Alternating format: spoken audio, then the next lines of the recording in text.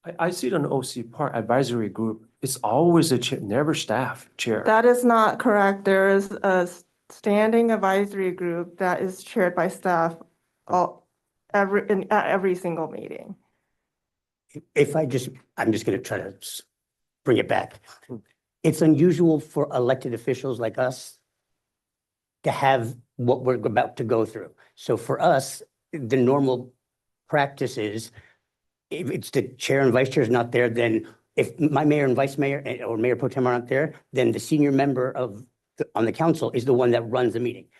It wouldn't be our city manager. So for us, I'm not trying to create, well, I'm just saying that it's very odd. And unless I've seen it in a policy, I don't know, is this a policy or a practice? I mean, it's different. So that's why I'm moving forward. It's just a little odd to me. And I do appreciate the recommendation. I think that's a pretty good recommendation. Thank you. So this has happened at other committees where board members are not present and it's chaired by staff. This has been consistently done. Perhaps this is a practice that we need to revisit given the concerns here at this meeting, but we are not revisiting this policy now at this meeting. We are here to discuss the discussion action item, which is proposed amended rule 1111 and 1121. So we hear your concerns. This is something that staff can bring up in terms of the practice, but this has happened in EJAC. This happens at WILAC consistently where it's staff chaired. Do those committees have elected officials on them? Correct. And- EJAC, there's board members. If she's not present, it's the staff that chairs the meeting. Okay. And I think This I advisory group also, it's, there's been a number of times when Derek Alatorre would chair it, and I think Lisa has stepped in when the board member has stepped away or had to leave early and has continued chairing the meeting. So we understand, we have this issue on the agenda in regards to proposed amended rules 1111, 1121. And we want to do that presentation, and we want to give you the opportunity to decide on what the advisory group wants to do. And if the goal is to try to write a letter on behalf of the advisory group, you have a quorum. You can take the vote today to do that, to move ahead. We're here just to facilitate whatever conversation, whatever direction that the group wants to take. And so I would suggest that we move forward. All right. I appreciate that. I would just on my end, it just seemed odd. I've never seen that before. That's all I was trying to say. Right, so we can keep talking about this, but then we're just eating into the time to. Okay. Unless there's presentation. something illegal about my motion, and if it's improper, let me know. But there's a motion and a second on the floor. So the next step is either discussion, which we're having, and then I'm going to call for a vote on my motion. This is something that we're not going to do. This is not on the agenda. As we said, this has been a consistent practice that is occurring. We're not going to change that here. We can revisit it at a future time, but we're going to move forward for the discussion and action item. All right. Can I just chime in real quick? Just to move things forward, I wouldn't object to that, but can we get this on the agenda for the next meeting so we could get some procedures in place? Because a lot of the rules pertaining to this group have been a little nebulous, and I think clearing them up would be helpful moving forward. That's correct. I agree to that. Not only that, I think it will be transparent and also respectful that if we don't have a chair or a vice chair, at least inform. We don't have a vice chair, and we're doing this. I only know this when I got here, that staff are chairing this, and I thought that where's the transparency? Why wouldn't you notify that the vice chair nor the chair was here? So to me, although you say you're very neutral, but that alone send a different message to me that you're not being transparent to the public. Okay, so Just we hear what your clarification. comment is. We can add this onto the next agenda, but I think if we can just move this forward, and we definitely want to hear your comments, want to allow you to have the discussion, want to allow you to decide if you want to write a letter, and, let's just move it forward. So we hear you. I just want to point out in the charter, it does say the chair is the chairman of the board or the designee. And who's designated is staff. So as Susan had said, we can revisit this issue at a future time. And I'm reading to you what the charter says. Question on that, was there a designation made? And when was that?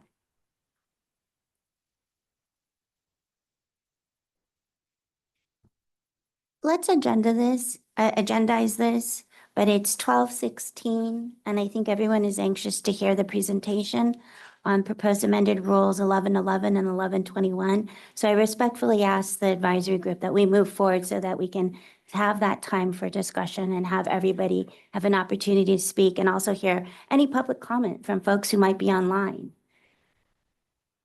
So with that, let me introduce Heather Farr, a Planning and Rules Manager here in Planning Rules Development and Implementation. And Heather, could you please present?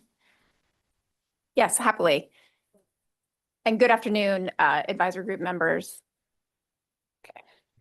Next slide. Thank you. So I'm here to present on our proposed amended rules 1111 and 1121. These are the rules that regulate space and water heating appliances. They've been in place since 1978. They're really regulated through the supply chains of the manufacturer, the distributor, the installers. We are amending these rules to implement the 2022 Air Quality Management Plan, which had several control measures. That plan itself was striving for zero emission technologies wherever feasible. Staff has identified zero emission technologies for both space and water heating.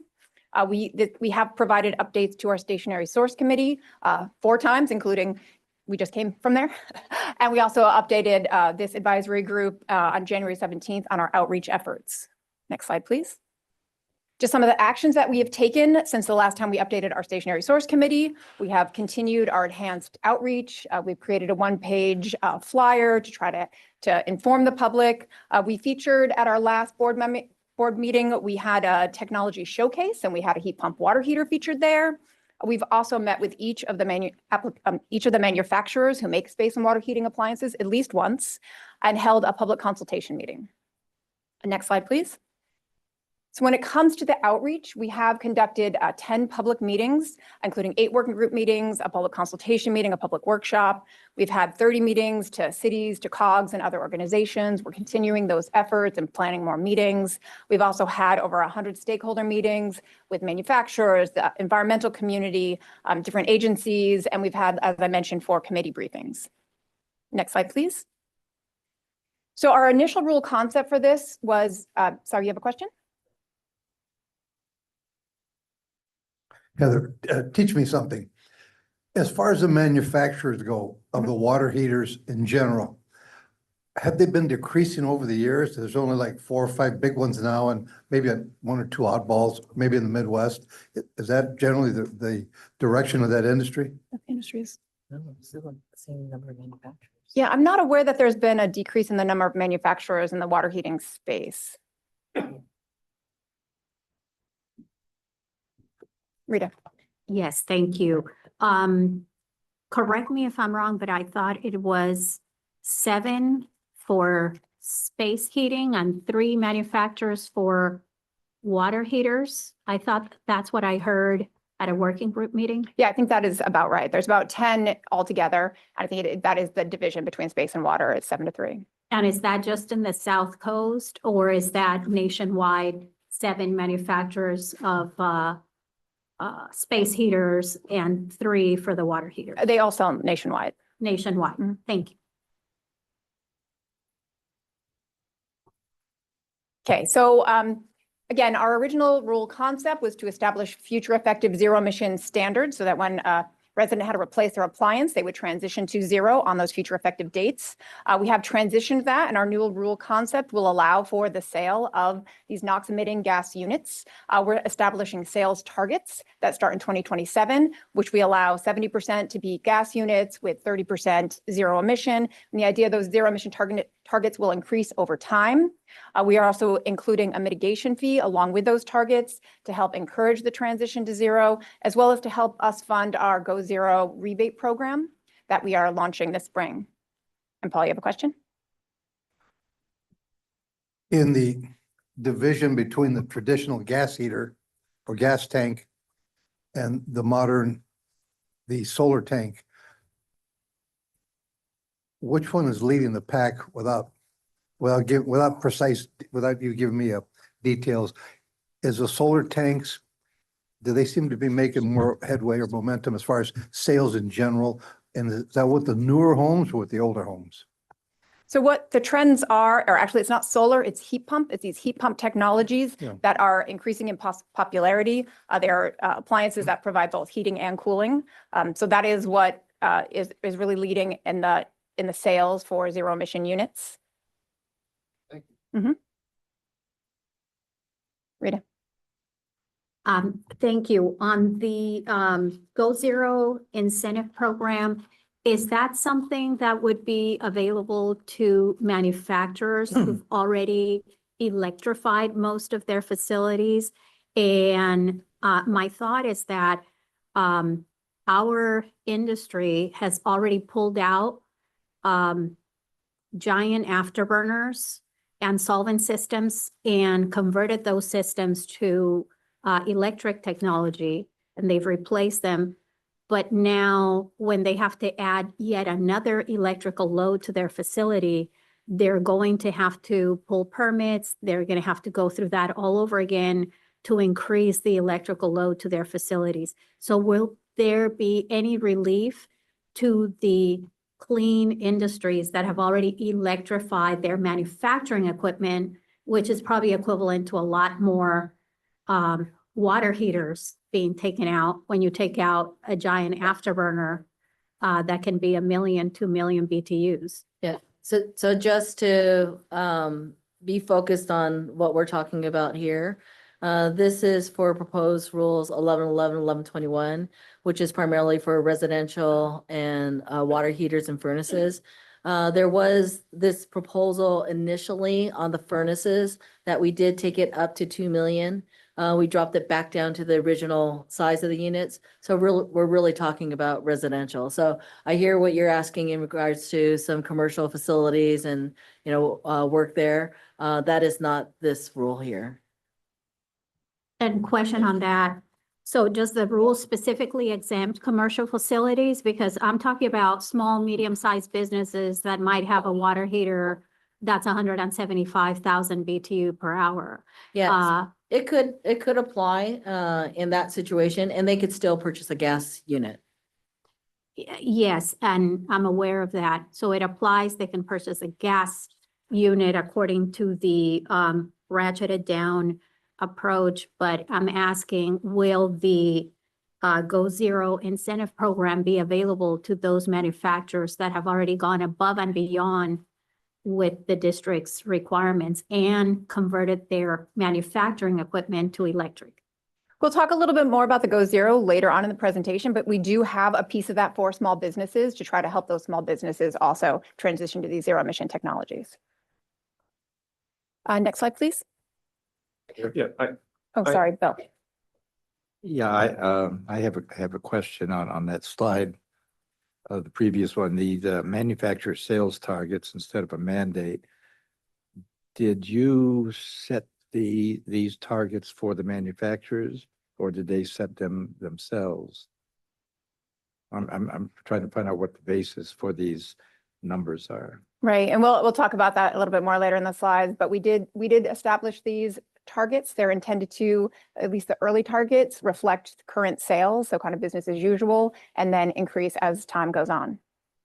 So it's fair to say then you conferred with the manufacturers, and they gave you a history of their sales in a typical year or typical 5 years or something like that. They like not to give us that information. They prefer not to give us sales information, so we don't have any of the manufacturers' direct sales, but we've had conversations with all the manufacturers on these proposals, and we haven't gotten concerns on the proposed targets.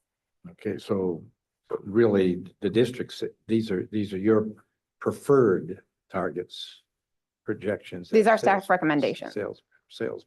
But there's staff recommendations with input from the manufacturers. So we discussed with the manufacturers if they could achieve these targets, and they said yes. Nationwide for the heat pumps, they're currently outpacing the gas furnaces. Just kind of that anecdotal information. The other piece of information is that the building code currently does require for the new builds, starting in, I think, 2026, that they're going to have to put in electric units, so, or zero emission units. So that's built into here. So even when we talk about that, the 30%, what's all that includes an existing establishment that's replacing their unit, as well as the new builds that are in there. So when you talk about then, you know, the part for the existing consumer that's replacing, the percentage kind of drops a bit because the new builds, they have to do it anyway. Yeah, because, you know, you basically, we have two issues here. One is emissions and one is affordability. And you've got people on both sides of this issue. So that's why I say how reliable you believe these are.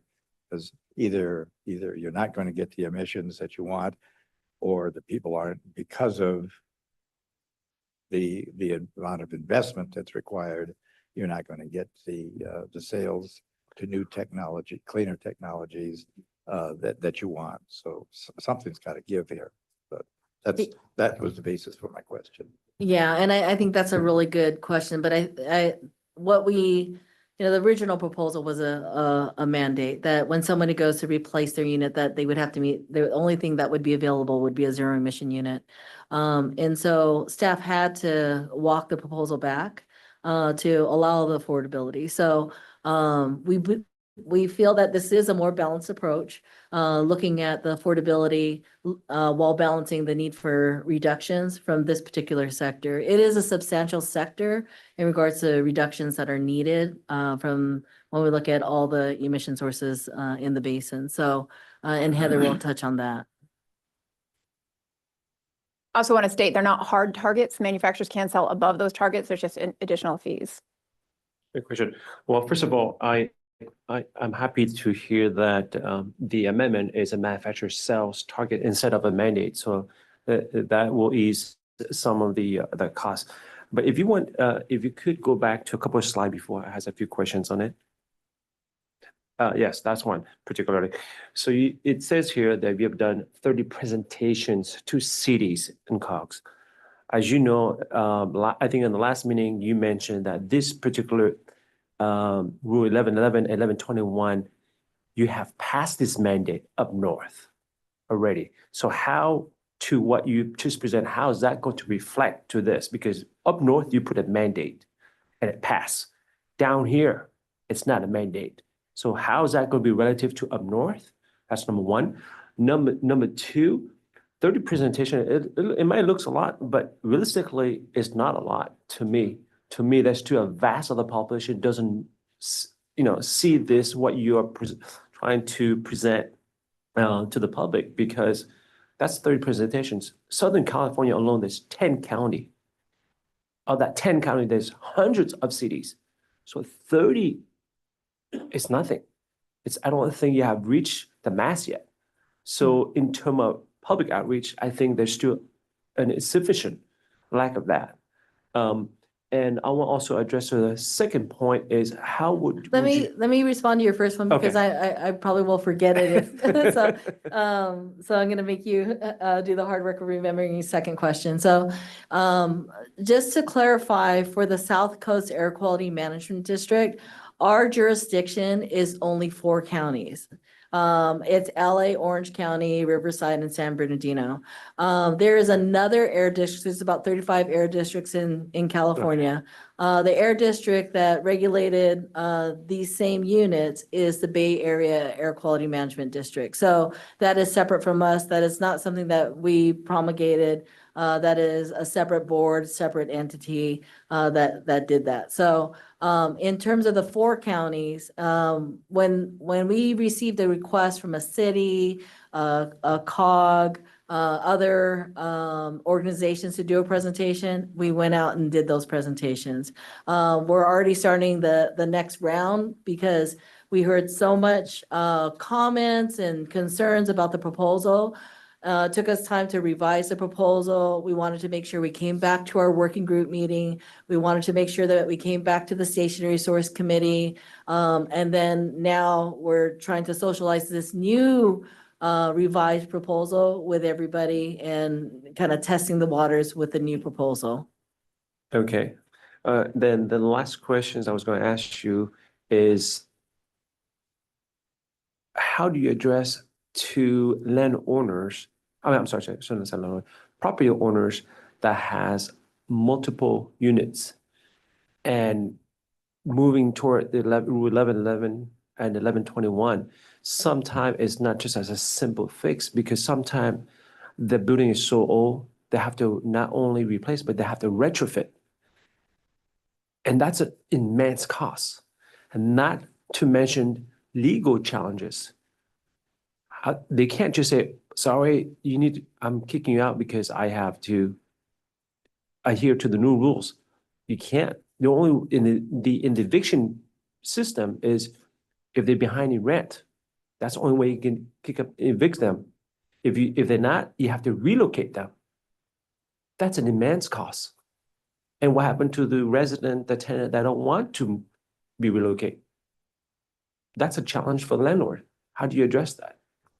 Honestly, that's the main reason that we did transition to that zero emission option. That does allow for those gas units to continue to be sold. We did have concerns about the affordability and some of these older buildings, the ability to retrofit. So allowing those units to be sold and still installed is how we really kind of are hoping to address that. Okay, but I saw in 2035, I think it's 90%.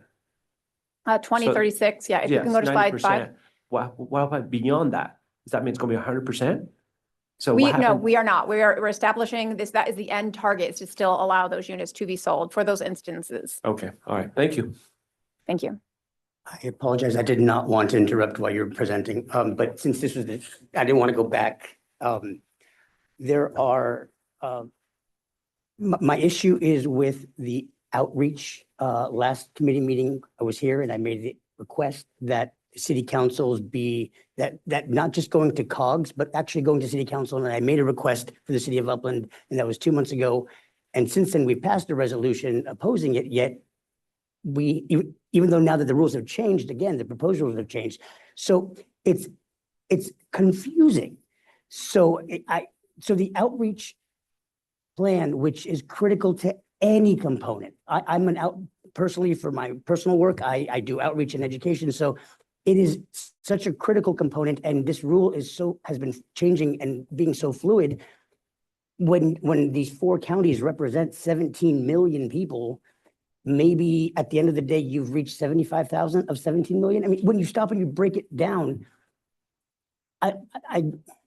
it's not, I understand it's a challenge. Trust me, especially I believe last time I said that you had a staff of 6 or 7. I respect that. I get that. But these are the 17 million people that the rule applies to. And my concern is, it seems that this is moving so quickly for whatever reason. I'm not sure. Again, I'm still learning the rule, or as it keeps changing. But that's a lot of people, and the outreach is insufficient. I'm going to be respectful. It's insufficient, and I don't know what metrics that the HUMD uses to gauge their effectiveness of outreach. I don't know if you do surveys. What do the people think going in? What do they think coming out? I don't know.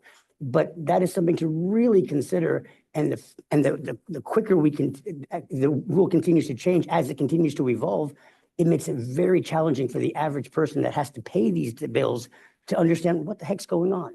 And even as a council member, and I think I'm trying to understand it, I'm asking what the heck's going on. So it's frustrating.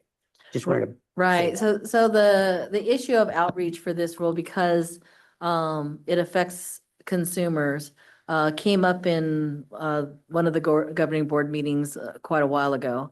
And the request by Supervisor Wagner was, there needs to be much more outreach to get input on the rule, so it could be the best rule that's going to be brought forward to the board. Our rulemaking process is a very iterative process. We have a working group. We include, we do reach out to cities and counties and, local governments as well as the manufacturers and community groups. And so, but for this rule, it's like, the request to do even more. We tried to do as much outreach. Can't get to every consumer. We just don't have the resources to do that type of outreach. So we heard from you and from others in regards to reaching out to city councils and council of governments. If the city of Claremont would like us to come out and talk about this and maybe reconsider a different resolution, we'd be, even if they didn't want to consider a different resolution, we'd be more than willing to, kind of just go through and at least give us the opportunity to set the record straight on where we are with the proposal right now. I think it's a good thing that it is this, an iterative process and we can make changes. That is what I think the agency tries to pride itself on in its rulemaking process, is to be open and listening to comments and suggestions and how we can, do things differently or, look at the proposal. So, yes, it changed. Yes, it might be confusing, but hopefully we're going in the right direction. Rita. Yes, thank you. Just to echo Member Breitling's comments on the outreach, and I completely understand that you have limited staff and it's 17 million people that this rule will impact. But you're picturing outreach, meaning that you have to physically go out to a city council meeting. But even if it's just an email out to the cities, I think that would be beneficial. And I know that I've made those comments at this committee before, even outside of this rule. So that would be helpful. Thank you. Yeah, and we definitely did with this, updating they're on our mailing list for this rule. And so, we heard the comments that you made. And so we incorporated that. So really appreciate, the suggestion and how we can do things better. Bill. Yeah, I have been following this rule for almost 2 years now, like everybody else here. And in recent meetings, board meetings, stationary source committee meetings, what have you, I continue to suggest that I look at all the staff time and effort that you spend in doing your traditional iterative outreach, that process and how time consuming that is. And I continue to suggest that you contact the consumer advocates at the major TV networks, 2, 4, 7, 5, 7, 13, what have you, 9, and the local papers, the Times, the Register, the San Bernardino papers. Invite them in or go see them.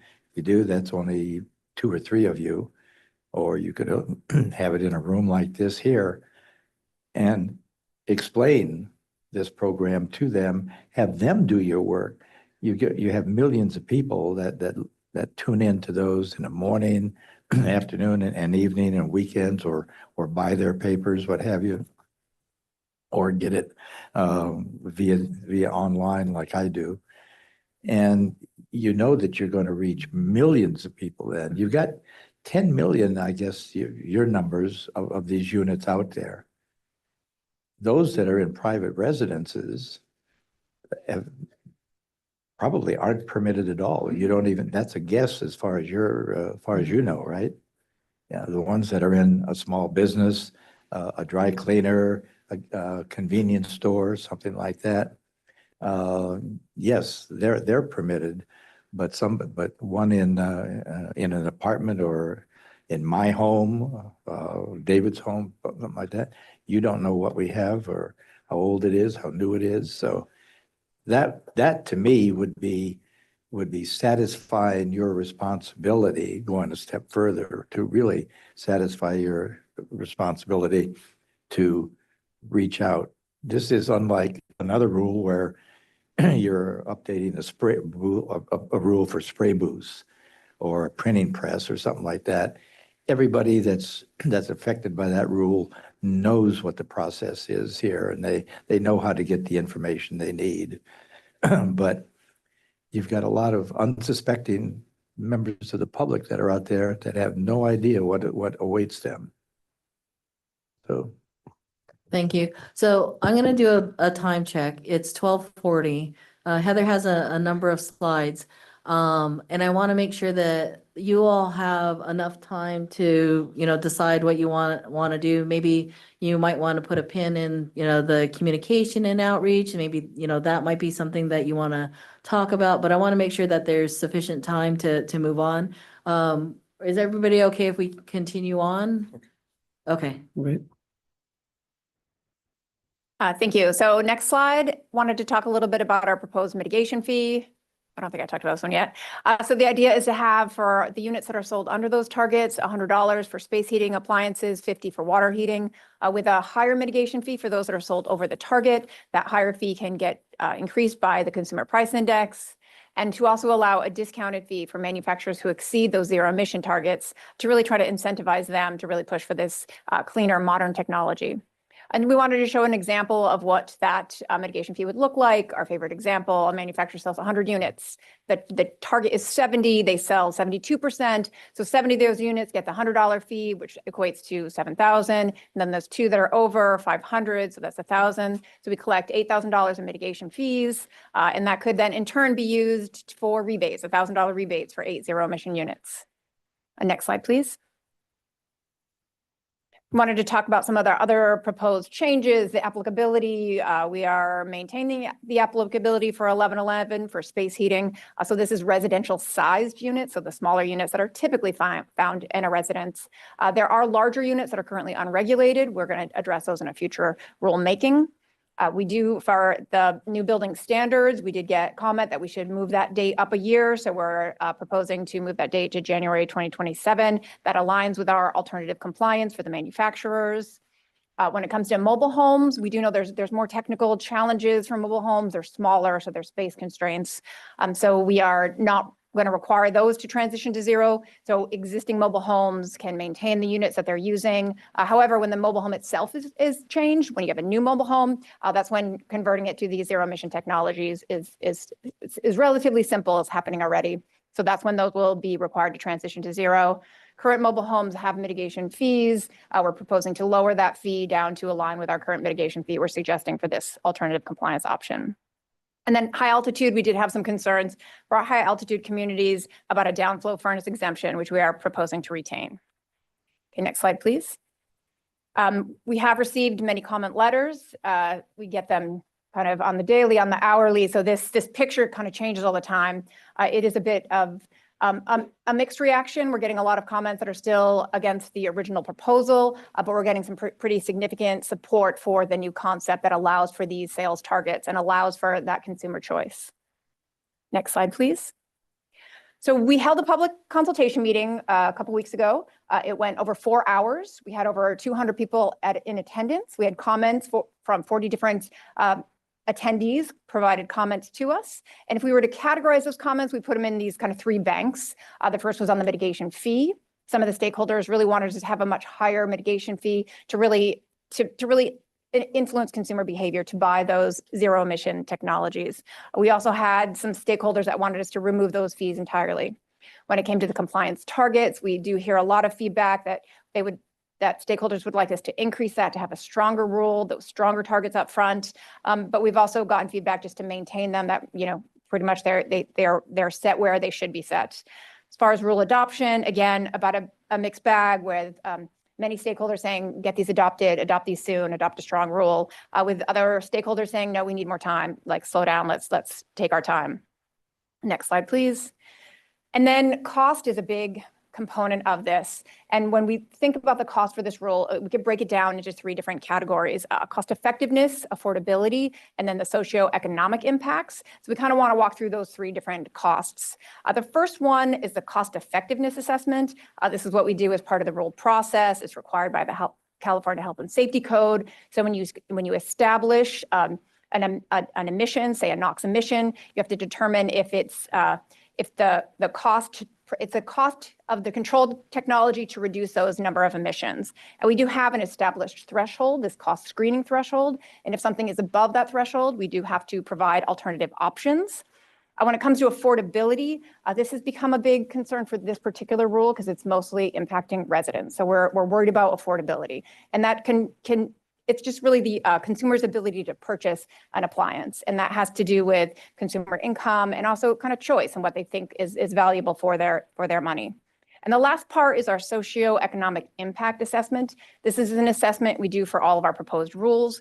It really looks at regional cost impacts, looks at cost savings, impacts on small businesses, effective industries, and job gains and job losses. Next slide, please. So we want to talk a little bit about that first bank, that cost effectiveness analysis. And these numbers were provided in our public consultation meeting. This is really showing that cost if you were to go from your existing unit and transition to a heat pump, what those costs would be. So this doesn't reflect the change of concept with the consumer choice. Now consumers can choose to maintain their existing unit. If they have a gas furnace, they can still install a gas furnace. But based on the cost effectiveness, when we look at converting to these heat pump technologies, it does sort of the cost effectiveness. We have several categories that have actually cost savings, but when it comes to a furnace only in a single family home and those water heaters, there is a higher cost to transition to zero.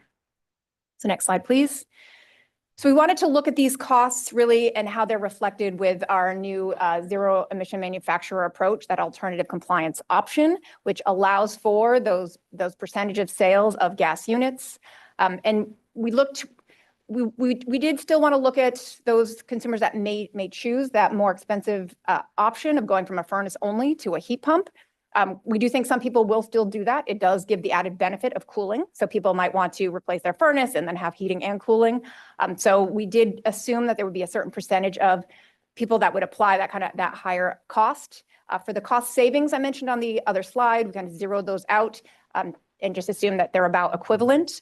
So this shows our kind of re-estimated cost effectiveness based on weighted averages, reflecting those phases and people that are going to choose to retain their gas and people that will choose to go to the zero emission technologies.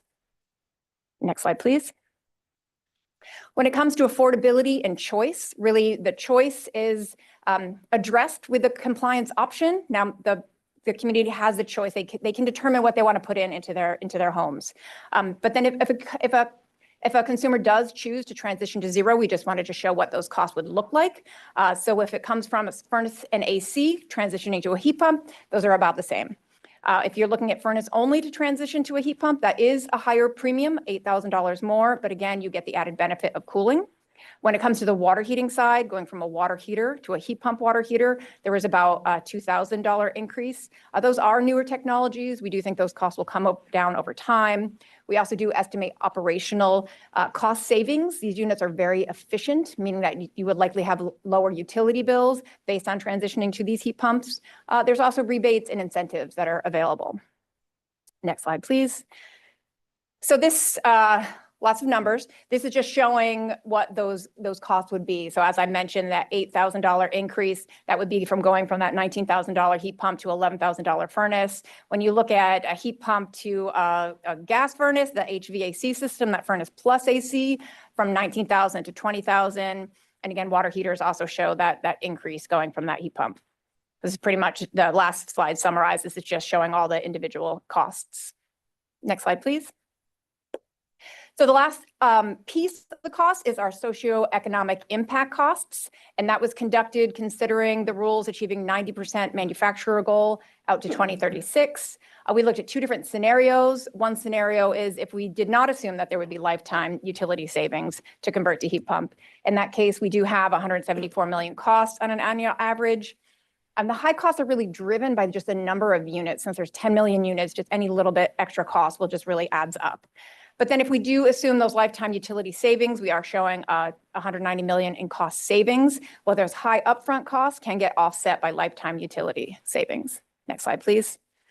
And then job impacts. This is another big part of our socioeconomic impact. And high cost rules do tend to result in jobs foregone. That means jobs that otherwise might not be created. And many of our regulations fall on the manufacturer. In this case, the manufacturers make both the gas and the zero emission units. So they're going to be able to sell both. But the residents will incur higher costs for some of these zero emission technologies.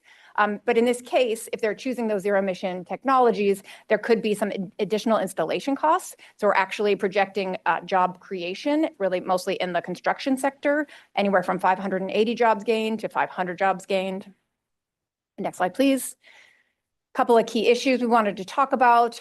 The first one comes with those manufacturer targets and should they be strengthened, and how we designed the first phases to really be in line with kind of business as normal. This is where we think that the industry is right now. Based on some statistics, it shows that California as a whole, so we don't have data just for our region, but California as a whole is somewhere between 20 and 30% heat pumps. So we set that first target at 30. However, 2 years after that, we are projecting to increase those zero emission targets, and then we increase them as we go with time. So we do recommend maintaining those proposed targets. Next slide, please. The other concern we have is with the mitigation fee. It was asked of us in the last stationary source committee, what kind of mitigation fee do you think it would take to influence consumer behavior? So what would it take to get a consumer to go to a store and say, no, I'll actually buy the heat pump versus the gas unit? So the first thing we did is we looked at what it would take to bring those costs to align, so they're the same costs. So in that instance, as I mentioned before, there's a pretty high cost premium on those furnace only going to a heat pump, so $8,000. For water, that would be a $2,000. And we just think that would be just too high for a mitigation fee. And then we found a study that showed it was specific to appliances, that if you had two appliances and one was 8% more than the other, that could be enough to influence a customer to buy this other technology, another brand. So we looked at what it would take to have a cost that was actually 8% higher, not on par, but 8% higher. And that would be a cost, that would be a mitigation fee of $1,500 for the furnace plus AC, $9,500 for furnace only, and $2,500 for a water heater. Next click. And we just think that those fees would be too high. It would really defeat the objective. We came up with this alternative because of concerns over affordability. So we just don't want to increase the mitigation fees to that extent. Next slide, please. The other recommendation was we look at a mitigation fee that actually mitigates those increased emissions. Mitigation fees typically do. It's the cost for that cost, just the differential between the higher emitting and the lower emitting technologies. So we do have our health-based cost effectiveness threshold. So if we back calculate what that would look like as an individual unit to unit potential mitigation fee, it would be around $3,000 for the space and $900 for the water. What our current proposal is $150 for space and water for those under the target with $500 over. We just think that mitigation fee would be too high. Next click. Thank you. So we do think we should maintain the fees as we proposed, though we had some suggestions in the committee meeting. So we're going to still think about where the appropriate place to set those are. Next slide, please. Also want to point out, we've spoken about having a technology check-in. With this manufacturer option, with them doing these sales targets, they will have to report their sales to us. So we will have really good data that we could report back. The first reporting period will be March 2028. But at that point, we will know specifically to our region how many zero and how many NOx emitting units are sold. We'll know what we were able to take in mitigation fees, and that could be a great opportunity to provide an update. And I see Bill has his speaker card. I'm a little bit confused here. Manufacturers will submit their first annual report to you by March of 2028. And those are sales. So that's sales of units by the company that makes them to the retailer, Home Depot or Lowe's or people like that. So if Rheem, for instance, sells 1,000 furnaces to Home Depot, is that the number they're going to give you, 1,000? Because those 1,000 are sitting in Home Depot stores waiting to be bought by us consumers. So nothing has changed then until the retailer sells them. Isn't that the information that you really need is from the retailers? Thanks for the question, Bill. Yeah, so you're right. So they'll go ahead, they'll provide that report after their 27, first year of the program, what they've done, what they've done the previous year. Okay. Yes, in there, they'll list out all the ones they moved on to the distributors that are within our region. And the assumption is that it's now in the pipeline for that sales. We wasn't really actually looking for when that moment of that sales. The intent was that they would eventually be, they've gone into the system and they'll eventually be, distributed out there. They typically don't get those back.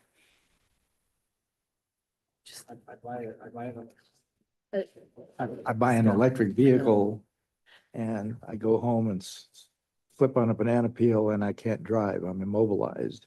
I haven't done anything to improve emissions because I can't drive.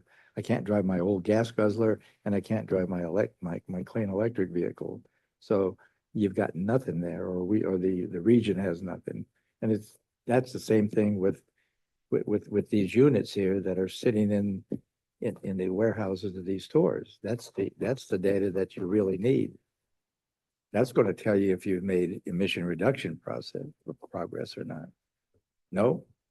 Well, I just hope you recover from that fall.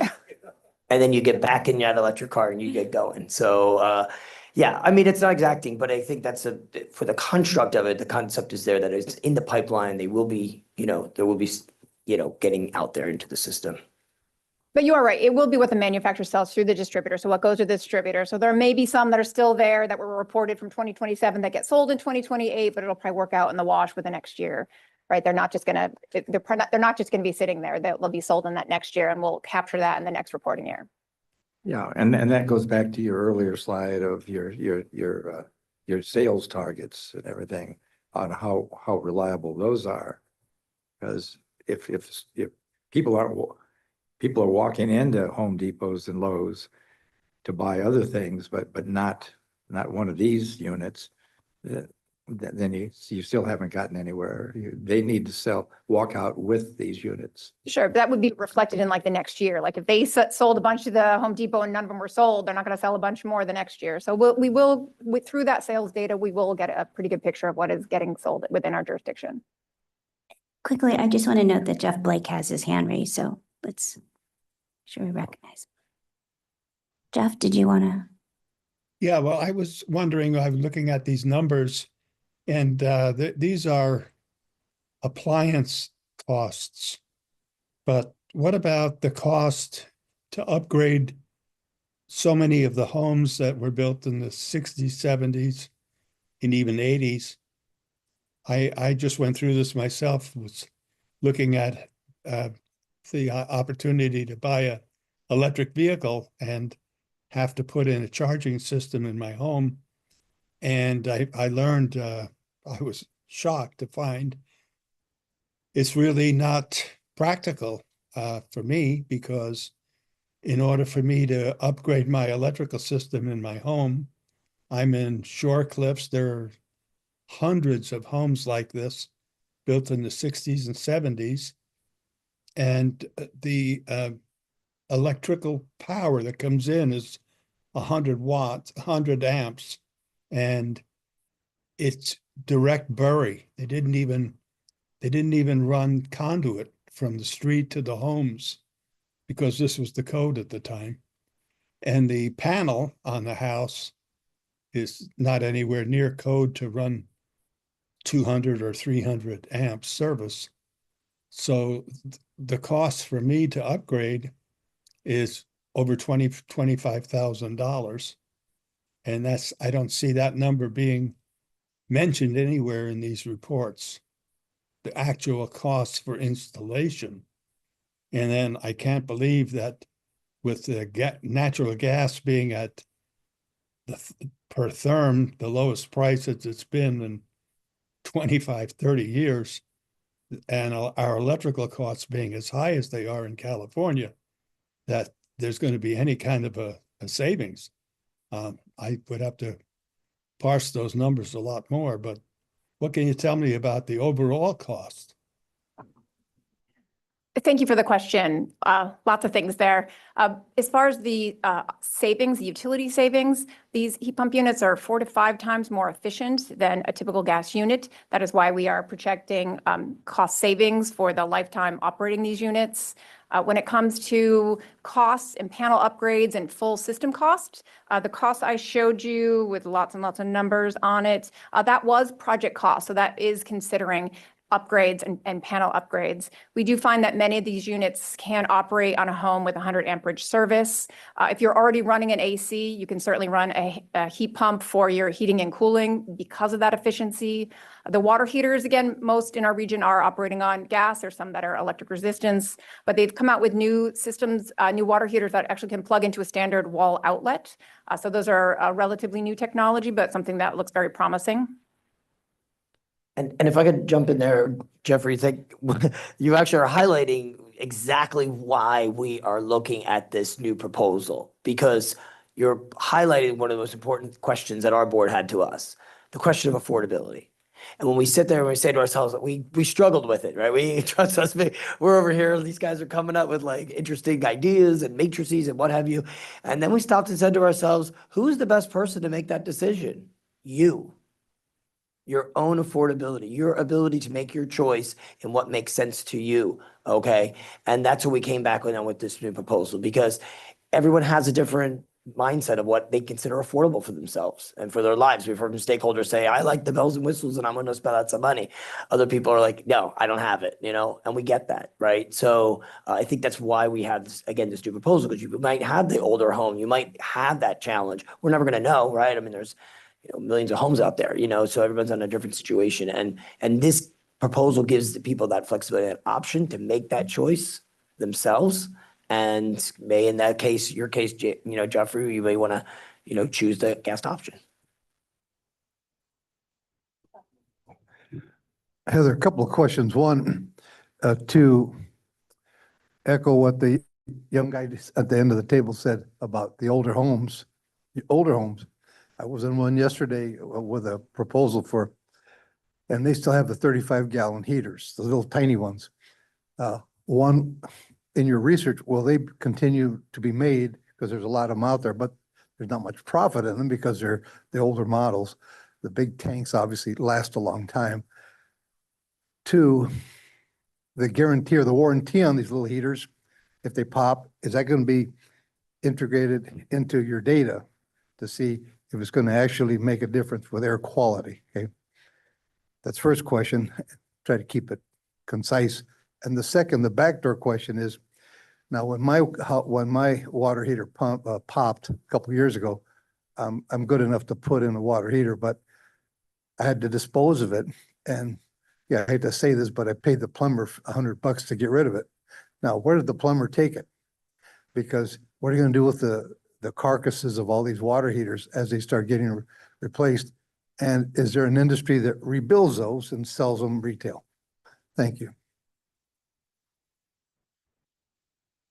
So as far as the smaller ones, there's nothing in our rule would preclude manufacturers from making those smaller units. That would be, their decision, and if they're going to continue to make those smaller units.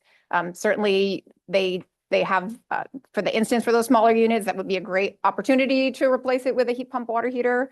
I'm not sure about the refurbing and reselling, kind of outside of what our rule is trying to accomplish. See, a lot of the older homes won't fit a new water heater. They just won't fit it because you have to can reconfigure it, cut a new hole in there, put a little tin tent, et cetera, et cetera, et cetera. And that's expensive. It's just for one house. You do it for a lot of them. It's really expensive. So I just wonder if there will be a waiver for that. Susan, you didn't think there'd be a waiver for that, for the exceptional one where the house is 100 years old, it's in concrete, like in Pasadena, or the houses that burned down in Altadena, that you can't put a new technology water heater. You just can't do it. And that was part of one of the structures of the old proposal, is that we would essentially give waivers, extensions. They could buy, they could rent a unit, and we were thinking that's just not going to work. So by allowing folks to still purchase the gas units, and even though we have these targets in the rule, the manufacturer can go beyond that target. That's when they pay the incremental amount for each unit, and they pay that higher mitigation fee. So even at the 10%, you're selling 10% of the gas units. At that time, there should be the maturity of power lines and, more electric power to different communities. And so But if somebody still feels that, you know, in their particular situation, the need is gas, they can still purchase that gas unit. And really no need for a waiver system because it just would be allowed. Yep. Real quick, following up on what Mike said, Sorry, really. sorry, David, I Oh, think. sorry, yeah. go ahead. Or I don't know, was your card, maybe your card was up. Sorry, go ahead, Dave. That's fine. Yeah. As far as the user, the homeowner electing to choose, for example, if they don't have enough space for the heat pump, or they do have to have an electrical upgrade or old house, it sounds like they still have to pay a penalty to have the option of replacing with a gas unit, correct? That's effectively what's happening.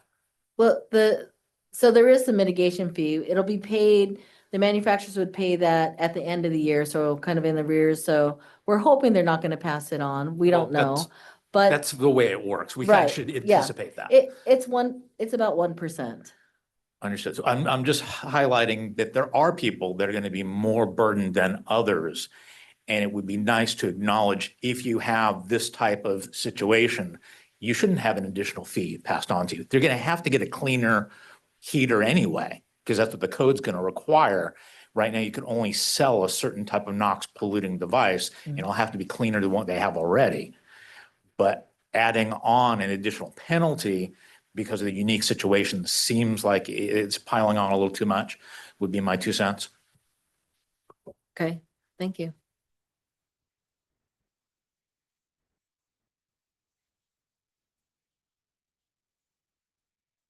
Okay, all right. Well, first of all, I appreciate that this round around that the QMD staff and the entire team has looking to find solutions that is more affordable for everyone.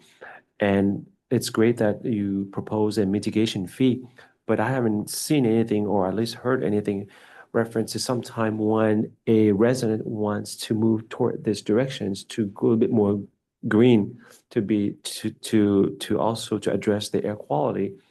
But I haven't seen anything addressing reference to covering permitting fee costs, whether those costs are from a city or county, depending on their property, because those costs sometimes are much higher than the unit by itself, and the process as well.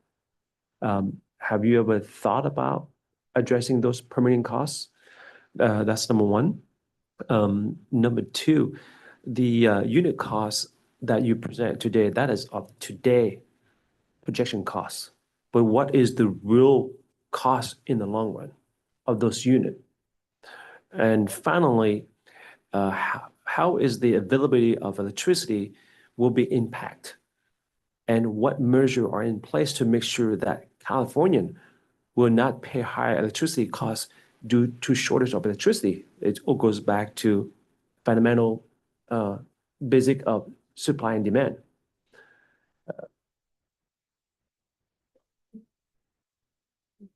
So a couple things, I'll just take your last question first, as far as the electricity impact. In our region, 87% of homes already have air conditioning. So switching from air conditioning to heat pump, there's no net increase in electricity. The water heaters may, but as I mentioned, they have those 120 volt plugins. We are projecting, as far as the cost to the homeowner who chooses those technologies, those greener technologies, they are very efficient. So we are projecting cost savings for the utilities just because of the efficiency gains of those heat pumps. Long run costs, long run. The only reason I brought that point up is, if you recall, a few years ago, Governor Newsom has asked everyone to cut down the electricity, if not, we'll go blackout. Because there's a lot of people Yeah. buying Type water heater. electricity car. Now you add more into the system. Again, if you already have an AC, then there is no more to the system. Adding a heat pump is just the same. It's like for like. Water heaters can increase some of the demand, but based on projections, they're nowhere near what an electric car charge would be. It's not going to have a big impact on the grid. Has a study session been done on that? Yes, as a matter of, I mean, the CEC does studies for forecasting demand and on the state, things like that. And locally, actually, Edison's been doing a lot of work and studies on that as well. We do have a write-up in our staff report regarding all the efforts that they're taking. We have it in communication with them. They're doing all sorts of things. If anybody lives in the city of LA or in this area, you could see them. They're talking about localized upgrades. They're talking about grid upgrades regionally. So yes, that effort is definitely going on. It's not like they're, unaware of what's happening out there. They're probably in this meeting right now. Question, follow-up question on that. I- And, oh, I'm sorry, Ted, Rita. are you still? Okay, I sorry. don't think she answered reference to the permitting costs, whether it's through the city or county.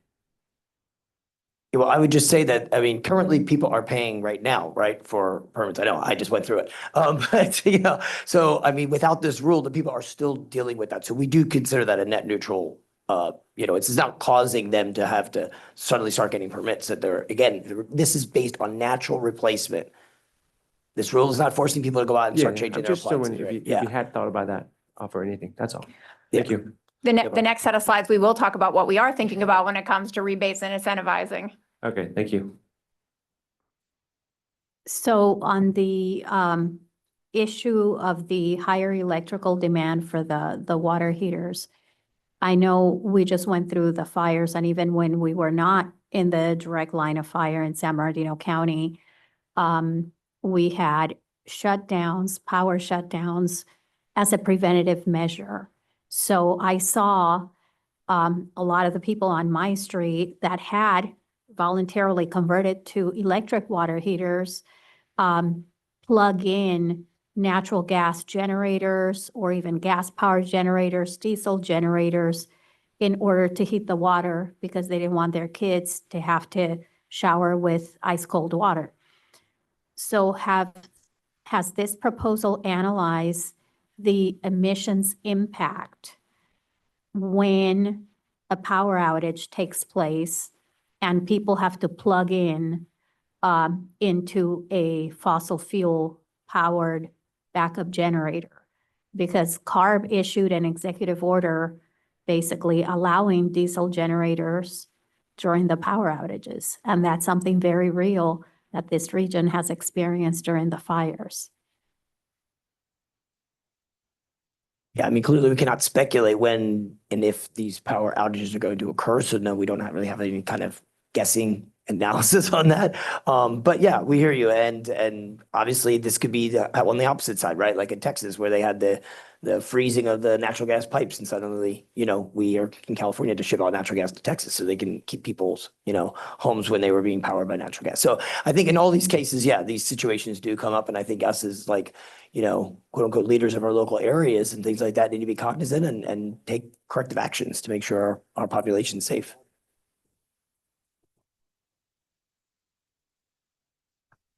Keep going. Next slide, please. So very excited to talk about our proposed incentive program, our Go Zero program. We're calling this our pilot program. We do think that it is important to have incentives out there for this equitable transition. We do understand there are higher upfront costs for some of these units. So we do want to provide this rebate. We're starting this program. It'll be launched hopefully in spring. It's currently being funded with 21 million. We are trying to get 75% of those funds to the overburdened communities where they really need it the most, including higher rebates for those overburdened communities to really help with any of those increased upfront costs. You can see that donut chart there. We're targeting $9 million for single-family home rebates, $5 million for multifamilies. And I think Rita mentioned the small businesses. We do have $5 million for the small businesses. We also have funding for outreach. We hear you. We need to make sure we get the information out to the public. So we have set aside monies so that we have third-party contractors that can help us get that outreach out, let them know about the benefits of heat pumps, talk about the rebates that are available. Also, $1 million in installer training. We really want to make sure that our workforce in all of our communities and all our cities are ready for these new technologies, that they are aware and they can install them. So $1 million set aside for that. Next slide, please. We should just show the different rebate amounts that we're considering when it comes to the single family resident, a rebate of $1,000 to $3,000 with, again, those higher numbers for the overburdened communities. Multifamily, a little bit more complicated construct, but 1,000 to 4,000, it kind of depends on how many units per building, with a cap of 300,000. Small business is actually relatively straightforward with $4,000 per unit to try to incentivize that transition. These rebates are currently being considered for space and water heating, heat pumps, but we're open to considering other rebates, other appliances in the future. We would like to take the lessons learned from the pilot program as we go forward into the future. And then as far as the funding goes, just really quick, I see the questions up, but if the mitigation fee option in the rules pass, then we will be able to use those mitigation fees as a revenue source. So we continue to incentivize and make affordable these clean, efficient technologies for members of our community. But yeah. All right. Yeah, one more. I only got one more slide.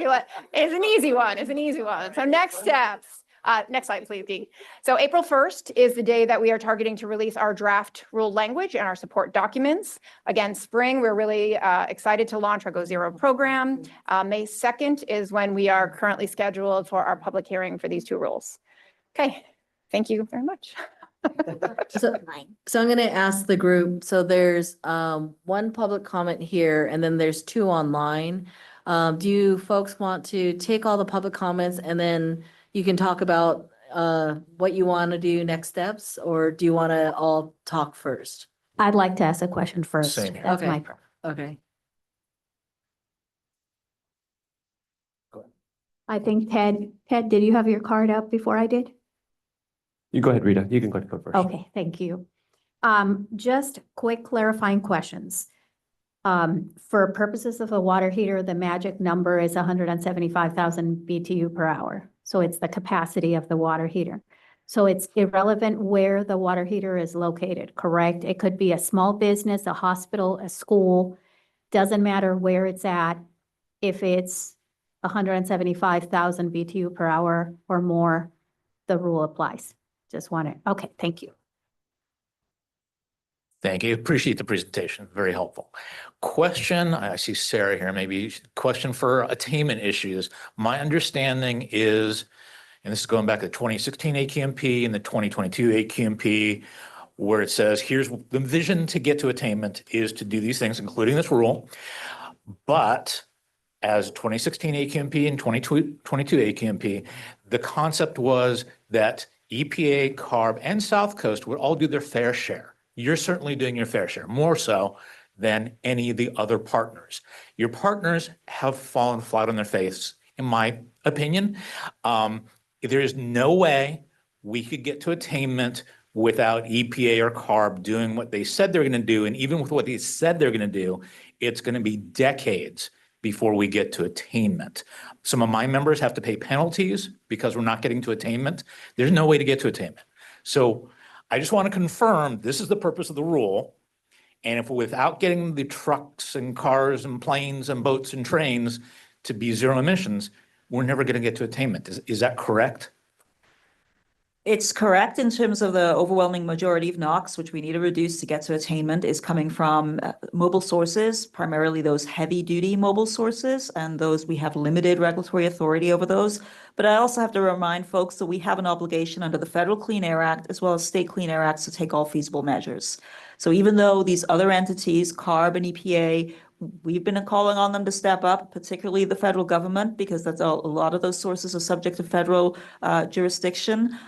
It does not eliminate the requirement on us to take all feasible measures. So that's why we're looking at measures like this particular rule, where the technology is demonstrated and it's feasible and it's out there, and need to be able to look to see what makes sense. Fair enough. I completely agree with the sentiment, but it certainly seems like this needs to be a legal issue. Because I'll quote Barry Wallerstein. Bill and I went with Barry back to DC many years ago, telling Barbara Boxer, Feinstein, Waxman, and saying, I could shut down every stationary source in my district and we're not going to get to attainment without addressing this. So it's just a matter of how hard do you squeeze businesses and people? At what point in time do you say, we can't do this, we should not do this, because it's not going to get to attainment? It's a federal issue. I mean, the system's broken. At what point do we say, stop and start suing your partners to make sure they do their fair share? feels that's a little bit of a question beyond this particular rule, as we have a lot of emissions that we need to make up. But, you know, I will say that we've worked very hard on this particular rule and a clear eye towards what is feasible, knowing that these technologies are out there already being installed and used in many parts of the country, outselling for natural gas-fired furnaces, for example. So it's not our position that this rule is an undue burden. We recognize there are definitely costs and impacts when we look at that. But, you know, for this particular rulemaking, I think this falls squarely within what we need to do in terms of taking all feasible measures as we're obligated to do under the Clean Air Act.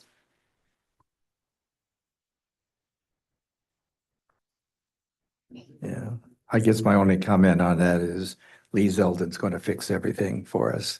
Just watch your local TV news one day and you'll see what happens. And your slide 21, Heather, $21 million in funding for the pilot phase, 75% to overburdened communities, which is 15,750,000. And I assume overburdened, you mean the AB 617 communities? Or more than that? We're actually pulling that from the Senate Bill 535 that defined what's considered an overburdened community. But certainly your six. Yeah, and that's exactly the same one that was. Those are that, which leaves, according to my fuzzy math, 5,250,000 for millions of other people. I mean, that just doesn't work out to, you're going to need loads more money than that. Actually, if you look at the map of what is considered overburdened, it's a lot of our region. So I think we're going to be able to capture that plus. But I think, again, as I think Heather noted, we are considered this pilot program. Yeah. Kind of see how this plays out and see what areas, you know, is the rebates the right amount, or how's the distribution going, things like that, how the contractors are working out, stuff like that. And then we can, make informed decisions as we kind of grow the program. So we do plan to do that for sure. Have you just factored in that you're going to need more than $21 million? Yes. That's the Yeah, short answer. we do actually anticipate costs to come down as these technologies become more commonplace. This is just the first phase, that kind of pilot phase. We had commitment before to increase that at least 5-fold. And again, if the rule passes as proposed now with that mitigation fee option, that will have a revenue stream. So we'll be able to keep this program going. Well, I'm not questioning where the money comes from, the source of it, just the amount of money. Right, but just to also remind us, like the construct of the current proposal, there's, in the first couple of years, it's 70% can still purchase gas, then 50%. So there's still folks that can still purchase gas units.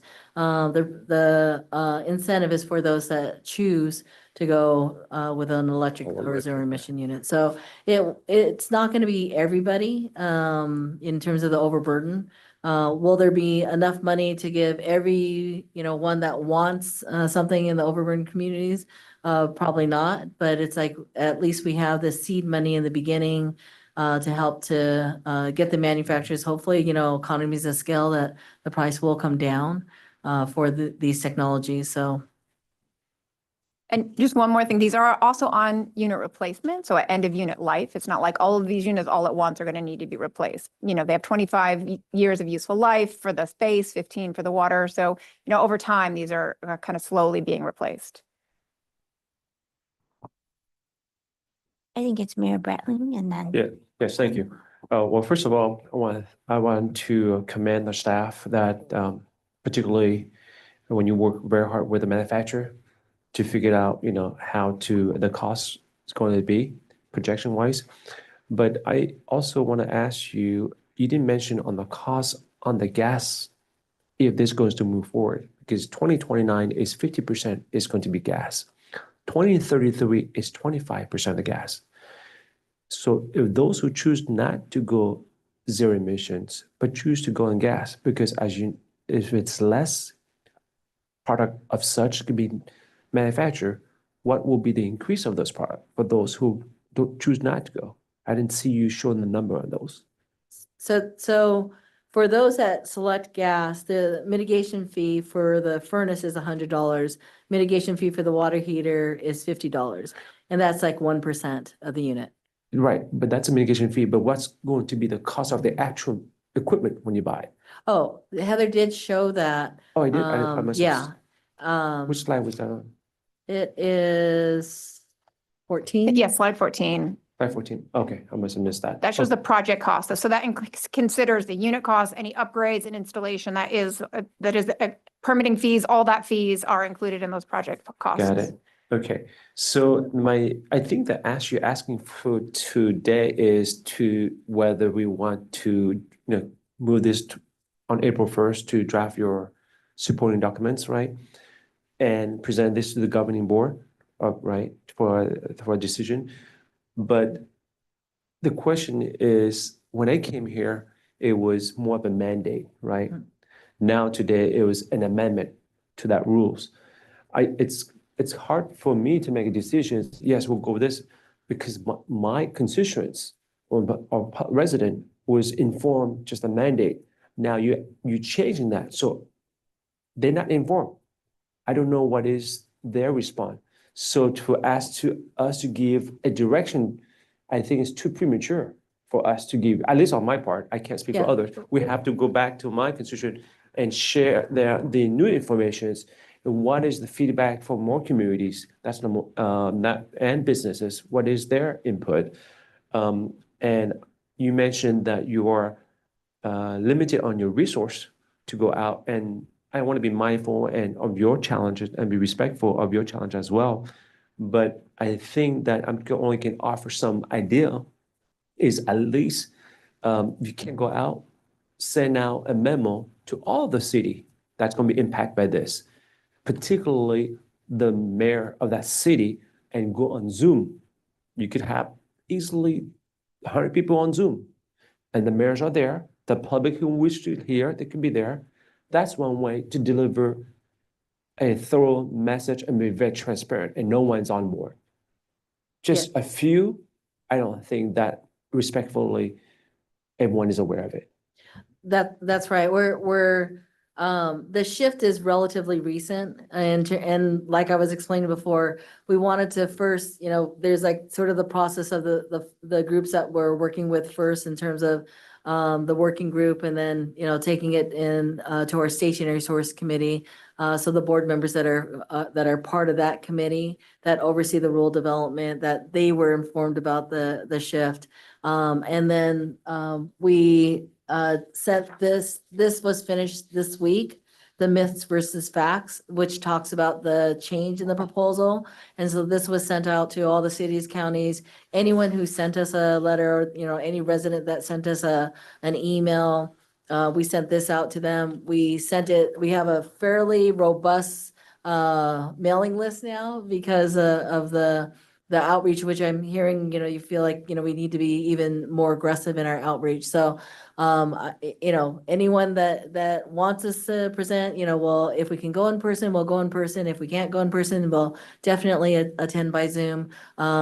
We're using, Lisa's team, who is the Legislative Public Affairs team, and they're called GEO staff. And so they'll go to city council meetings. I know that, I'm slated to go, and Heather and Mike and Sarah and Wayne, and we're gonna make, every round possible to try to let folks know of the shift and the change. And it's based on your comments, all of the comments that we received, that we went back and rethought the proposal. So we appreciate the comments that we've been receiving. I appreciate that. I also want to give you some suggestions and be mindful. There are communities that email will not work because there are seniors, and the seniors own home that are back in the 30s, 40s, and they're not in the email platform, and they are on a fixed income. Those are the populations that's going to be very affected by it should they choose to. So they need to be informed of this, rules as well. That's my point on this. Thank you.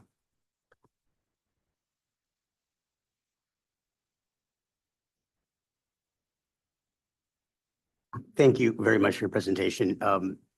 Thank you for the updates. I appreciate very much the fact that the committee, I'm sorry, those putting the rules together in staff did a great job of hearing and listening and changing this, making it from mandatory to choice. Now I'm going to give you a little, just another perspective, one of many.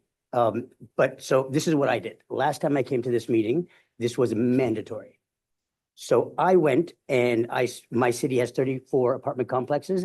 I went and wrote letters and spoke to all 34, advising them of this mandatory rule proposal that's coming down the road. I have 11 HOAs in my district. I was able to visit, because there's only so many hours in a day, 6 of them.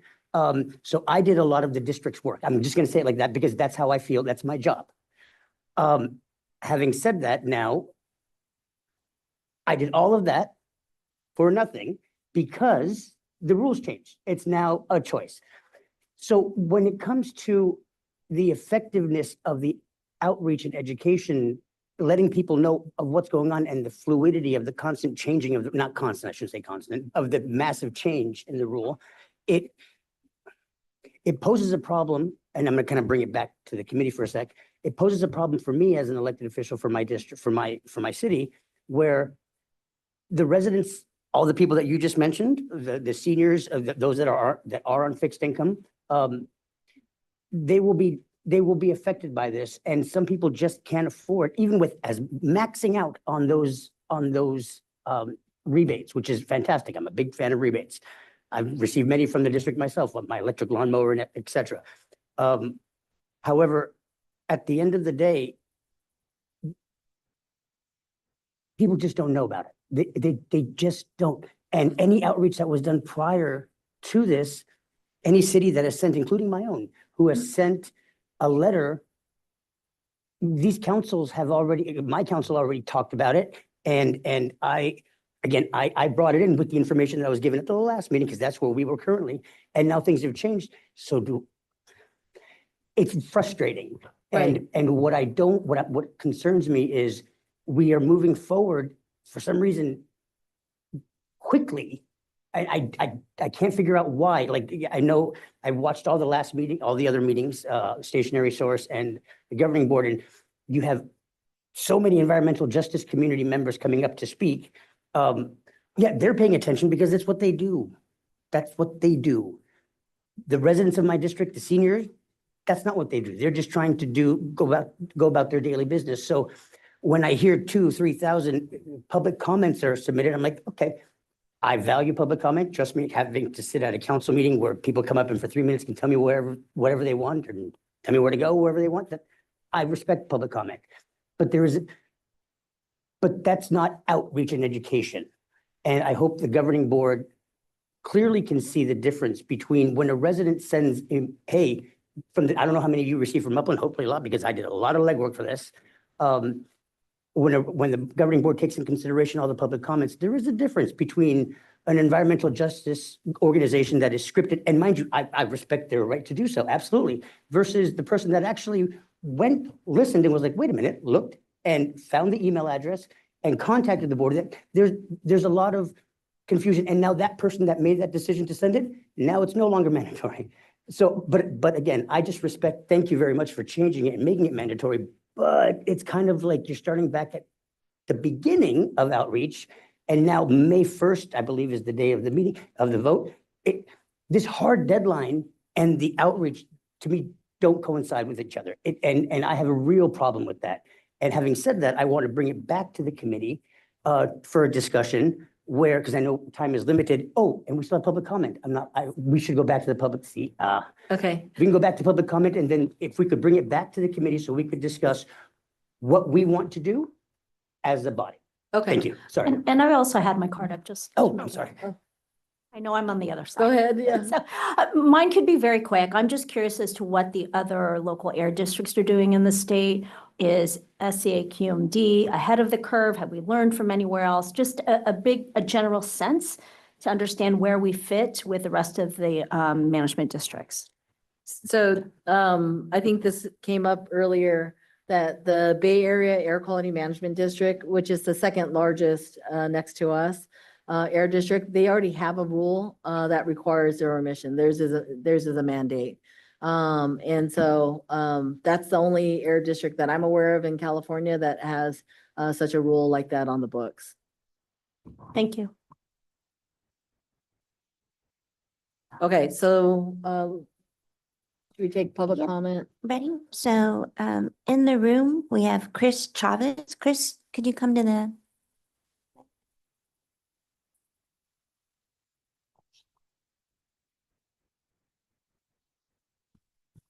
Thank you. Chris Chavez, Deputy Policy Director at Coalition for Clean Air, one of those environmental groups that has been speaking on this issue and has been engaged on this issue for almost 2 years now. I do agree that there have been a lot of changes, a lot of twists and turns in this process, and we are not completely happy with this proposal either. Let's be clear. 40% of the originally anticipated emission reductions from this rule are being forgone now through the changes. All these changes, almost every single change in this rule has been to accommodate concerns, oppositions, questions. Again, this rule freely allows people to purchase a gas unit if they pay, let's pretend this is a $50 bill. That's the mitigation fee for water heaters. Now let's pretend it's a $100 bill. That's the mitigation fee for furnaces. You can still buy gas appliances. You'll still be able to have that choice. And I agree, in some cases, that might be the option that's most affordable for people, even though incentives are out there. And we certainly encourage and support incentives for that being an option for folks. But we really want to make sure that this rule is on track. Many of the suggestions that we have offered, we've suggested throughout this process have been rejected by staff. But yet we are still here continuing to support this rule because it is important. On the issue of attainment, I'm glad that was brought up. Attainment is absolutely vital. We agree that mobile sources do need to be tackled on that. EPA has not been living up to what they should have been doing. That CARB's actions need to be more aggressive. That does not excuse, that does not mean that the district can't do anything, that the district shouldn't do anything. As Sarah just mentioned, there is the requirement that we achieve all attainable, all feasible standards, all feasible actions to meet those air quality standards that we have never met in 50 years since their formation. I do respect, I understand the concerns about affordability, but what's more expensive than a $50 fee or a $100 fee? An ambulance trip to the hospital because you're having an asthma attack, a hospitalization because you had some sort of cardiovascular or pulmonary event associated from air pollution. We live in the smoggiest air basin in the country, and we need to take action to reduce pollution. And as much of a compromise, as much of a give that has been done through this process, which again has been one of the most intensive processes that I've ever seen in my 8 years working, coming to these district meetings, and in my process as a legislative staffer before that in Sacramento. This has been a really difficult process. It's been a very frustrating process, but we need to make sure that we're getting something done to get us closer, even if it's not going to get us there all the way, to get us closer to clean air in Southern California. Thank you. Thank you, Chris. Next, we're going to go to the online hands up. And the first speaker is Jessica Martinez. Jessica, are you able to unmute?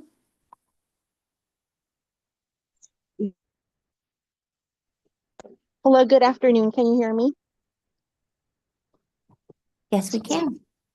My name is Jessica Martinez. I'm a school board member for Alta Loma School District. And I wanted to speak on a couple things today. One, I do agree that there needs to be more outreach on the Rule 111 and 1112, because I only know because of a friend that lives in Upland. I believe that there could be outreach, billboards on the freeway, social media is a good way to outreach more community. In regards to the school district, we had a board meeting this last Wednesday, and the board has to decide on increasing class size and completely cutting transportation for students because of the economy, because of budget cuts. And there's other districts that are laying off teachers. And so I'm concerned with the financial uh, burden that school districts are going to have, and therefore have an impact on students. So I appreciate today's conversation. Another comment I have is that it sounds that there's a lot of conversations with Edison. Edison has a tier system, tier 1, tier 2, tier 3 of usage. So with an increase of usage, is Edison also considering changing their tier approach of how they charge consumers? So again, I'm here to speak on behalf of of our school district, Alta Loma School District, and the impact of having to upgrade and the costs associated with these rules. And also those two comments with the outreach and the tier system for Edison. Thank you very much. Thank you, Jessica. Appreciate those comments. Next is John Shipman. John, can you unmute? Yes, can you hear me now? Yes, we can. Okay, great. Well, first of all, I got to tell you, I didn't expect this robust of a conversation, and there's been some amazing points that have been brought up here from people in the audience, people with staff, and people on the board, and you have a lot of things to consider, and I totally appreciate that. But I wanted to give you some perspective. I heard about this meeting from some friends and colleagues that are both realtors and also people in the industry, which I am part of, actually.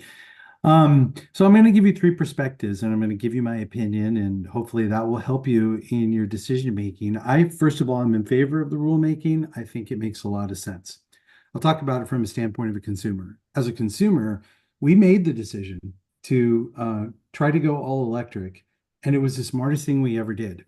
Not only from a standpoint of how we've improved our indoor air quality, but how we've saved money on our utilities and our utility bills. Yeah, there was an upfront cost, but we find that we will make that back, and we are making that back. We couldn't be more pleased. And we run our air conditioning during the summer, and we're super comfortable. And we don't feel like we compromised because we couldn't afford our utility bill, which before was the case. We also made the decision to go to heat pump water heater from a gas appliance or a gas tankless. We actually couldn't install the water heater inside the house. We actually installed it outside the house, and it couldn't have been more easy and cost effective. From a consumer standpoint, I'm in favor of the rulemaking. I'm also a resident here, and so I do care about indoor air quality and care about the air quality of the basin. So I think you're doing the right thing there.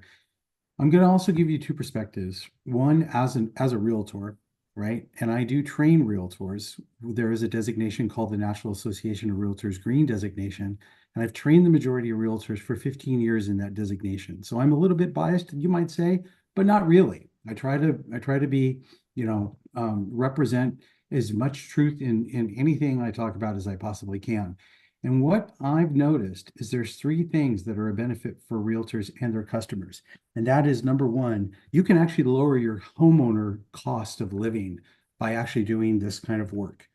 You can also even finance these things. And now with the rebate and incentive program that you're offering, this is a real opportunity for realtors to share with their clients how they can live in a much more cost-effective home.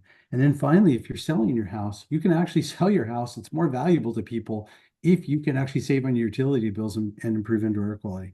And then finally, what I would like to say is I like the fact that there are choices, because we as Americans love choices. So I applaud your efforts. I know you have a hard decision at the board, but I trust you'll make the right decision. And I think this is a good thing for everybody overall. Thank you, Mr. Shipman. Thank you. Next, we have Sonia Shaw. Sonia? Yes, thank you. My name is Sonia Shaw. I'm the actual school board president for Chino Valley Unified. And I want to let you know, I only found out about this new rule or proposed rule through another community member on social media, which I find very disturbing because when I did start to look into it, I noticed you guys grabbed some people and pretended to have some communication with others. But it seems like you guys just went with the people that were in your best interest to get feedback from. Our district was never notified. And I want to give you a little background. On February, our board voted anonymously to oppose this new rule. And we are very disturbed that our district was never brought into this, being one of the biggest districts in San Bernardino County. Now, with that said, I think you guys need to get with these local districts because we live in dangerous areas where fires are an actual concern. With that, guess what happens to our districts? Schools like Chino Hills High, who educates about 3,000 kids, and our local elementaries get electricity shut down when the grids can't handle all the electricity being put through them. So what does that do? Learning loss. So what are you guys involved in? Learning loss if you pass things like this. You guys talk about choice, but yet it's choice only if it is across the board. Like, I'm glad that you guys had a choice to buy a home that had these things already in there, or you chose to change it. But what about the rest of them? I mean, let's be real, to do something like that at a high school is going to cost millions of dollars. What are you going to do with that when our budget isn't even being handled by our governor right now the appropriate way? All of us districts are trying to figure out how to continue with what we have without laying off people in our community who are working in our districts, all while you're saying you want to propose a rule that's going to cost all this money. Now, learning loss is a big, giant thing that me and alongside other parents are very passionate about. Once this gets out that you guys are doing this, you're going to have a whole different kind of people, I would say unpaid lobbyists, that are going to be coming to your guys' door asking, what are you going to do in the event that these schools have these problems? Look, you continue to do this, you continue to propose this, you are now at fault for learning loss. I had 6 days of school shut down with no hope, no help from Southern California Edison, the government, the California Department of Ed, Newsom, nobody. Handle it, deal with it, you guys do with it. That's not right. You're going to now overload the grid even more? What is your plan? Have you even looked into that? Have you talked to districts that are experiencing that? What about the homeowners in those areas? We had Chino Hills residents for almost 2 weeks full without electricity, having to figure out how to feed their kids, figuring out how to get electricity in their home for basic needs of cooking and heat and air, depending on the weather. Have you guys taken that into account? Thank you, Sonia. Appreciate Sonia, that. if I could just respond to that real quick. So just to be clear, these rules are residential equipment. These are residential sized equipment. So it's like the water heaters and furnaces in residential, not in the schools. That would fall on a different rule. So just. But that's not true. You guys have those things embedded in there. Rita knows all about that. I mean, These are sized for what people are operating in their residences. There's no exemption that says, and I asked the question earlier, Mike, about it doesn't matter where the unit is located. It goes by BTU per hour rated capacity. And you guys confirmed earlier in the Correct. meeting, whether it's at a school district, hospital, business, doesn't matter Yes. where it's located, it will be impacted by the rule. It is size-based is true, but we're talking about the size of these types of equipment will operate and heat and cool and water or whatever, like a 3,500 square foot location, maximum maybe 4,800, 5,000. I highly doubt a hospital is on this square footage. They need a lot more, and they fall into 1146.2. Similar with the schools. And So similar have with the you schools guys too, actually, done- most schools are usually generating their heat under those hydronic systems. So they're typically like massive water boilers, basically, that are heating the schools. So yeah, I know they have boilers because. Those don't fall under these rules. Correct. They're already impacted under 1146.2. 1146.2, yeah. But have you done a study to see whether or not school districts out there, I mean, there are small school districts that have small elementary schools, Mount Baldy has like 100 students in the entire district. So I don't think the rule proposal that I've seen analyzes the impact on school facilities. You're making an assumption that schools will not have equipment that's 175,000 BTU per hour. That's an assumption.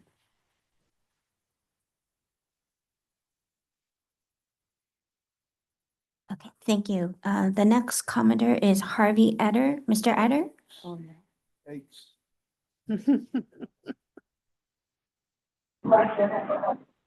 Hello, am I being heard? Yes, you are. Okay, yes, good afternoon. My name's Harvey Eder. I'm the founder director of the Public Solar Power Coalition. Been doing this for 40, 50 years. And that it's time to bring in a little history here and a different perspective. The native people of this country referred to the sun as Father Sun. They refer to the planet, the Earth, as Mother Earth. It's time that we learned how to live off of our solar income versus our polluted solar savings meshed up with the soil and all this. We have to apply what's called the precautionary principle. Nothing goes unless we say, we look at the negatives, all right? The externalities, that's the real, okay?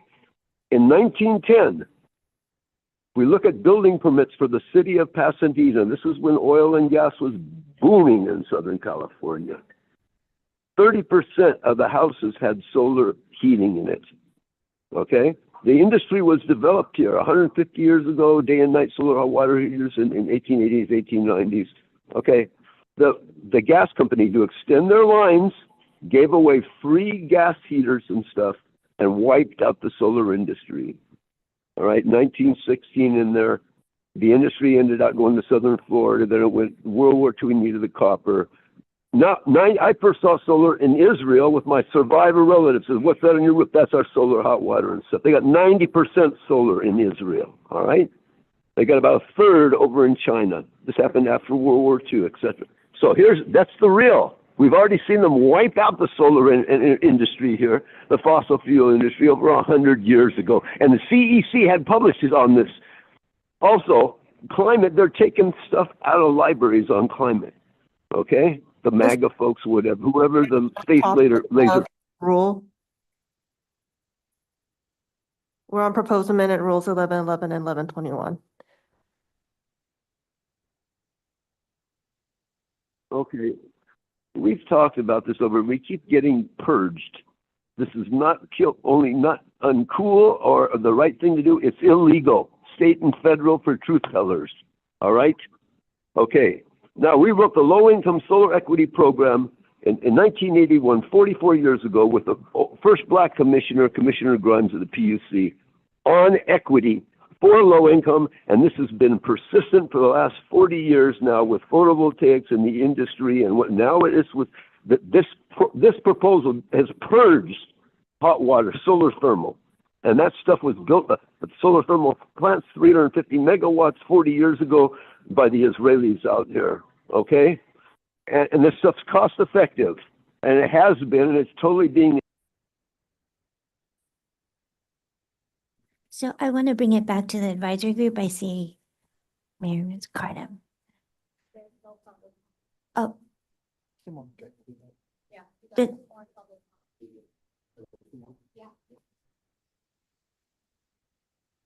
I just wanted to check to see if you were raising your card because you had a time concern or if, okay, thank you. Just want to be, considerate of the advisory group here. Okay. Okay, great, thanks. Then Andrea? Good afternoon, and thank you for letting me make a comment. And I have been following 11-11-21, and thank you for making changes. I still have great concern. I'm a resident and also medical professional, excuse me. And I have great concerns still about the transparency, the outreach, and addressing the elderly with the costs of changeover if they choose to make it. I still think that your outreach, even though you've been trying, you need to do a lot more, because as a resident, I've heard nothing, and neither have all the acquaintances, and I'm heavily in the community, have not heard anything about this. Once again, also, I'm very concerned because now we are basically very suddenly, very sneakily being forced into things again, making it, oh, if you do this incentive, you get this much money, you do that. It's still a way of undermining and non-transparency as to making the changeovers. I know you guys really worked hard and I appreciate that. However, I believe we still need more outreach, much more for the public to make their choices. I still believe as a resident, we are being forced. Again, no choice, no words, no votes, nothing. And also, I am concerned about the elderly. If we do have power outages and medical, if they once again have open wounds, they can't use the electric. I mean, I am still greatly concerned about that because we can have serious issues. And as far as the quality asthma and other medical conditions are caused other than air. There are many other components. So I don't want to use asthma as just the air. I do have concerns. So I would thank you for letting me talk, but these are my concerns: outreach, reaching the community, helping the elderly, outages, what we are going to do as a community to support even special needs children, the elderly, the disabled. What would we do if they can't have hot water and they can't have air conditioning due to the electric? So my great concern, though, is the outreach. Unfortunately, it's not out there and not happening as much as you try. I suggest reaching the newspapers, sending out flyers, and also it is confusing. So we need to clarify a lot more as to what's happening, because I'm still confused and I've been following you. So thank you. Thank you, Andrea. I appreciate the comments. Then next and last comment we have is from Jed Holtzman.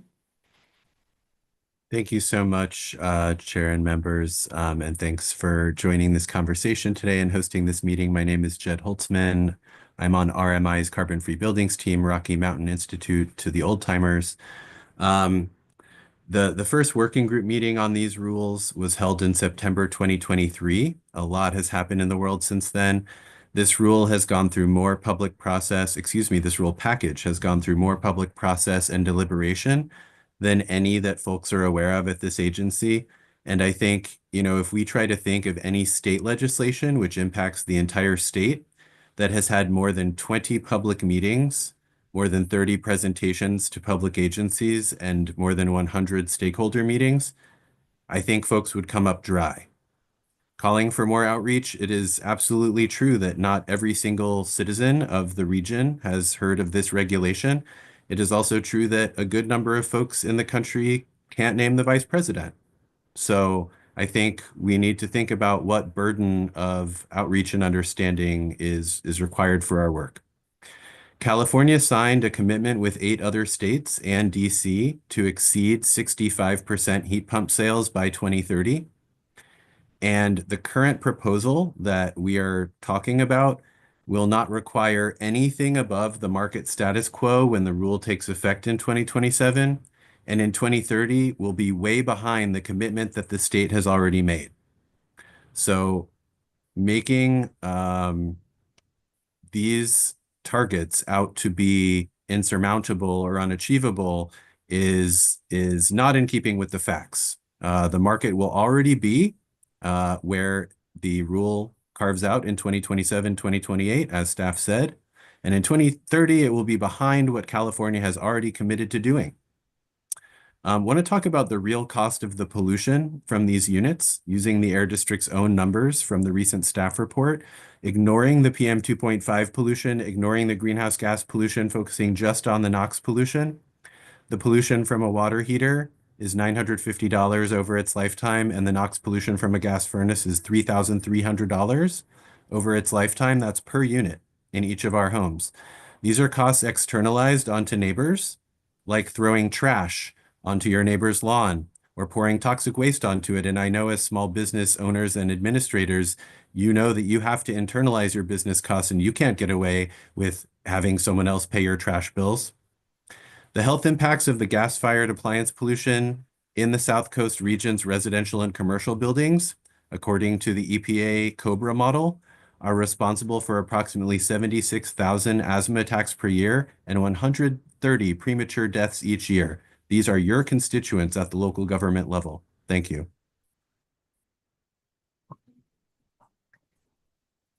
Thank you. I just want to give one more chance. Any other public comment? No? Okay. All right. So then bring it back to the advisory group. I'd just like to make a comment. One of the final speakers there, and again, urge the staff to consider using radio, television, and print media as a way to communicate these two rules to a larger public. Thank you. I see Mayor Bretling has his card up. I know we're over on time, if I'm not mistaken. So I just wanted to ask if at this point, to my understanding, we are now either in the discussion phase, or if we could at least steer the conversation towards whether we decide to, I'm asking if this is our task, to make a recommendation or to oppose. And if we oppose, if we oppose or support, are we asking to draft a letter? Is that, so to the committee, that's what I'm asking. Is that my understanding? My understanding is we could make a motion, a recommendation, doesn't have to be a letter. We are an advisory group and we could provide advice to the board. Okay.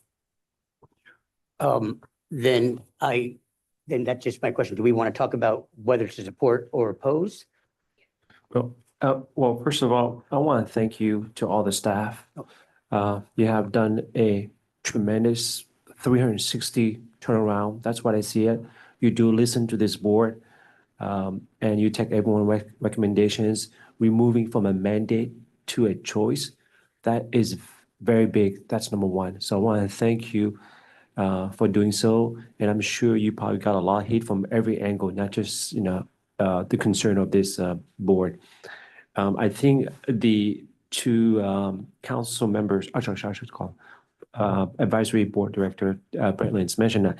I think at this point, I think we can I'll make a motions that we table this to the next meeting, give me more time for us to go back and bring this new amendment to our community and address the change. Because as board director Brennan mentioned that his message to his community that it was amended. That was same true here for myself. That was the message. I need to go back and let them know there's a change. It's no longer a mandate. I want to hear our community what they have to say. I want to hear our senior citizens what they have to say, and it will give us ample time to get feedback. And it also gives you ample time to do your proper outreach, as stated earlier from many board advisory here. And I think that will be prudent and that will be transparent to the community and at large, because the decision we make here is not one particular city, but it's more of a regional decisions. And I think we should take that approach. The question is, if I make these motions, will you also make the motions to the governing board, say, hey, we need to push back because the advisory need more time. So therefore, we need to push back on the decision, how they want to vote on it. So earlier today, we had, right before this, it's a meeting of our Station Resource Committee. And so we briefed a subset of the governing board. And there was the discussion of right now, the rule is scheduled to go to the board in May. And there was a recommendation to move it from May to June. And that they take that to the full board for April governing board meeting to consider moving this rule 1 month. So I was hoping it's, there's nothing that I can say definitively that it would be. I think that it's a high chance that it would be, because I think SCAG has, it's called the regional. They're The having a general general assembly. assembly, that's the same day, and we have some of our board members that are part of the general assembly. So I think there's a very good chance that it would get pushed, but I can't say that it absolutely would. But I wanted you to be fully informed about what the schedule is. Right now, it's scheduled for May. There's already the recommendation for the Stationary Source Committee to move it to June. That'll come to the April board meeting, but I wanted to make you aware of that. And then the other thing I just want to make you all aware, so you're all fully informed, is like when your next LGSBA committee meeting is, because you're meeting quarterly. We had this special meeting. Staff is willing to work with you on this issue if you want to, schedule another something in between, or how you want to work that. But I wanted you to have all the information in front of you for your consideration. Thank you for answering that. If you're saying that, which is June, that leaves us what? Technically, 3 months, right? So you have April, May, and June. Is that? So I'm not sure about June. Okay. Yeah, but I think there's a strong chance. One thing, I'm just gonna put this out there. I'm not trying to say this is what you should do. I'm just an idea. Maybe your idea is like, that you want to make a motion to that the item be delayed 1 month so you can do your work, or if you want us to come out to your cities to talk about the rule, or, attend a Zoom, or, whatever it might be. But maybe, that might be the question or the ask. I think 1 month is not enough, realistically. Well, if I may, Councilmember Bowie, so I completely get it, because the proposal has not been finalized and it's a new proposal, but keep in mind, the proposal that we have before our committee today on the agenda is the old proposal. We know that it will be modified, but I think it's important for us to send direction on the existing proposal, which is the electric mandate proposal. So that's what we have on the agenda today. The revisions, as you saw in the presentation, will not be presented until April 1st. So that's when the staff will propose the changes formally. Right now, it's been an informal PowerPoint presentation, but the proposal that's on the district's website today is the old one. The new one has yet to be released, and it will be released on April 1st, according to the presentation. So That's not correct. So we had a public consultation meeting, and at the public consultation meeting, there was draft rule language that incorporates the proposal that we presented today. One modification to that is that the mitigation fee for if you're over the target went from tiers from 500 to 800.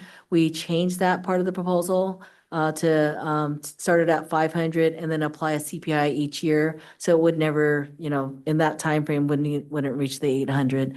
So that's the one change from what we presented today. So in terms of, is that proposal out?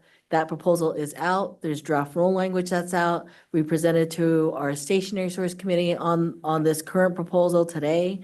We presented the same presentation we had to stationary to you today. So that is the public proposal that's out there that we're all discussing. So our proposal is not a mandate.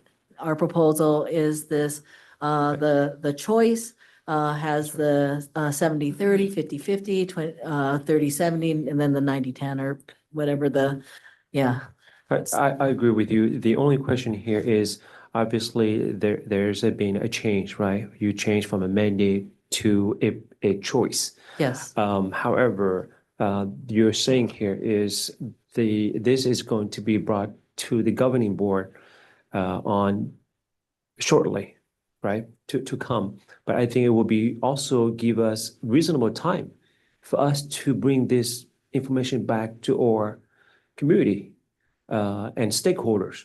And why is, I mean, you're changing the rules. Therefore, I think it's reasonable for us to ask you you need to give us time now, because we have to go back and deliver the new message that you're conveying to us and to the public. And that also give you reasonable time for you to come do your outreach as well. So I think the request to ask to postpone is within the common sense and being transparent.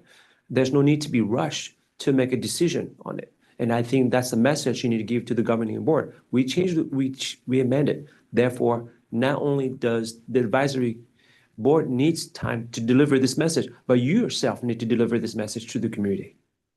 So There's no rush for it. Yeah, I'll let the advisory committee decide on what you want to make as your recommendation, if anything. And then, I've listened to everything, took, copious notes, and, we'll communicate appropriately. So I'll let you do Okay. what you guys So want to do. I put a motion on the floor, unless someone makes a more detail to a substitute motion to what I've said. So there was a motion on the floor, and if we have a second, or if someone wants to make a substitute motion to I what I'm guess asking. I'll chime in that based on the difficulty to come back and keep us in the loop as quickly as need be, I would recommend giving advice based on, we're an advisory group. We're not making decisions. We just give advice. So with the information we've been provided today, make advice, it will go to the board for their consideration. If they need our help again, they will come back and say, hey, can you look at this? That's the way I see an advisory group. So with that said, I would recommend a motion with whatever the advisory group feels comfortable with. A motion to clarify, a motion to oppose or support the rules. Right, and Rita said to approve, support, oppose, modify, whatever it may be, that's what we should be doing as an advisory group. So I'll take a stab at it. Feel free to modify, but this I is. think there's a motion on the floor right now. Do we need to vote on that? Yeah, it seems Okay. like, I don't know if No, there's a second. if there's no second, the motion dies. Well, Correct. so is there a second or there's no second? So if there's no more, the motion is to table a later time. So the advisory board will have more time, adequate time to bring this matter back to the community for their input and stakeholders. And that also give the AQMD ample time to do the community outreach as well. There's not enough time to make a recommendation at this time. So that's my motion. So unless if there's no second, then it just die, and then we'll proceed.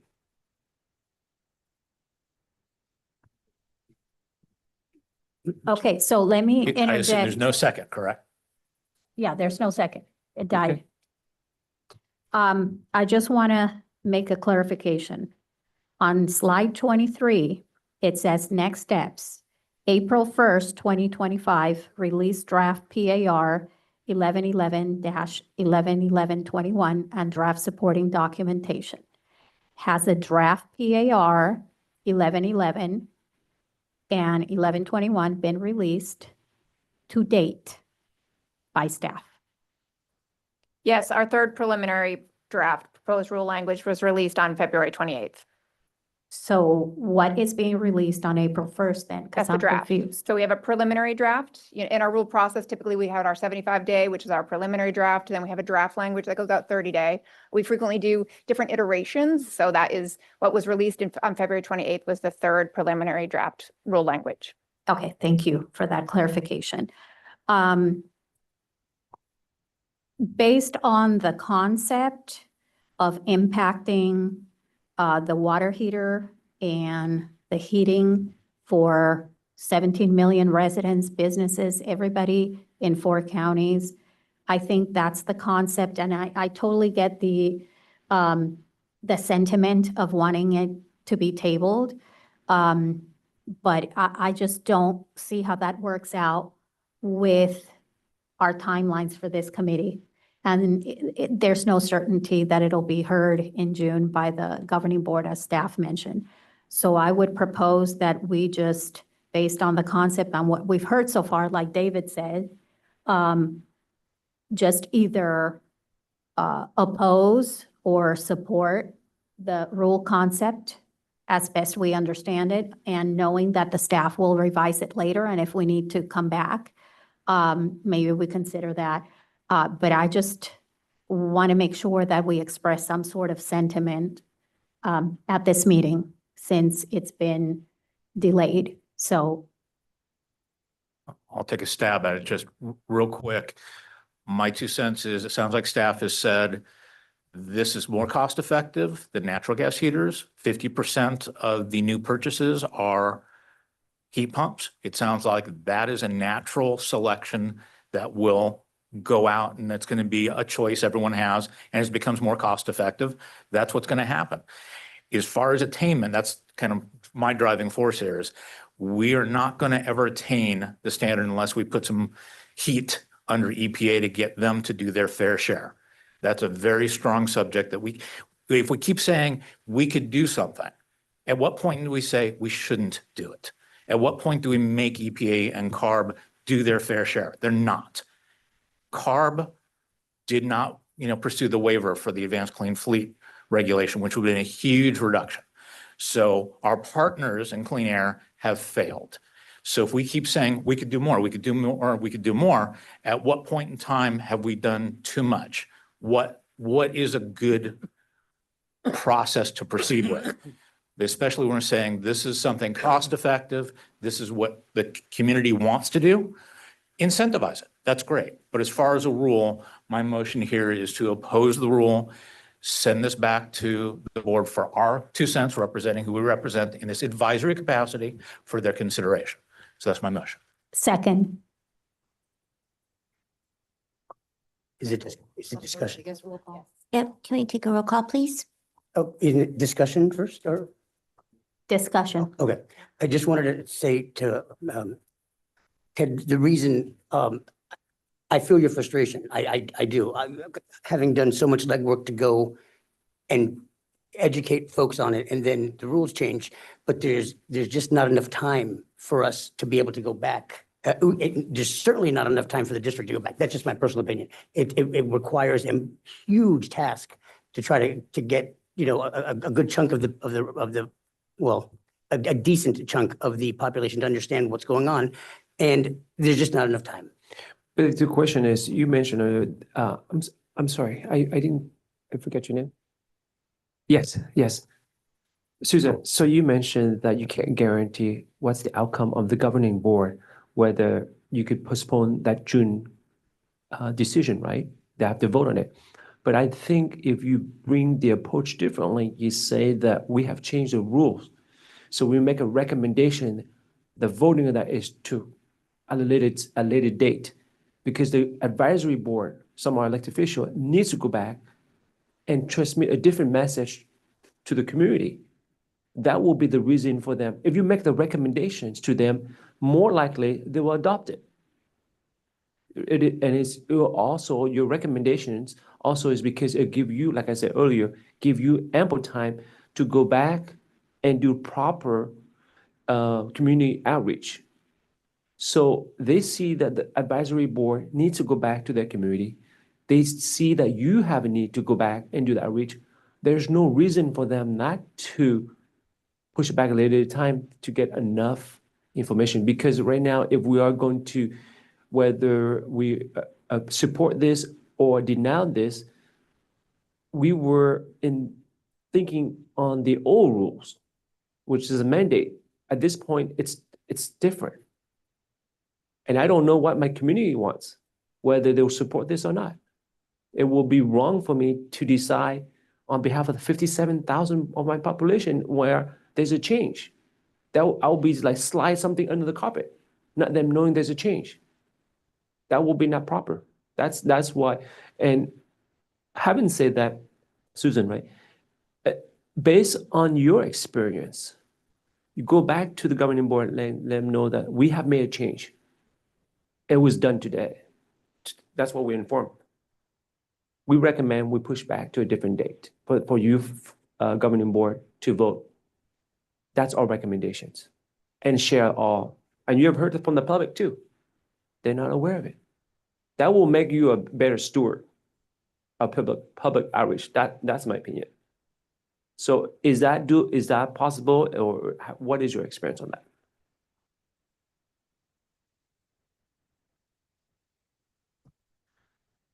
So this has been discussed because the original set hearing was,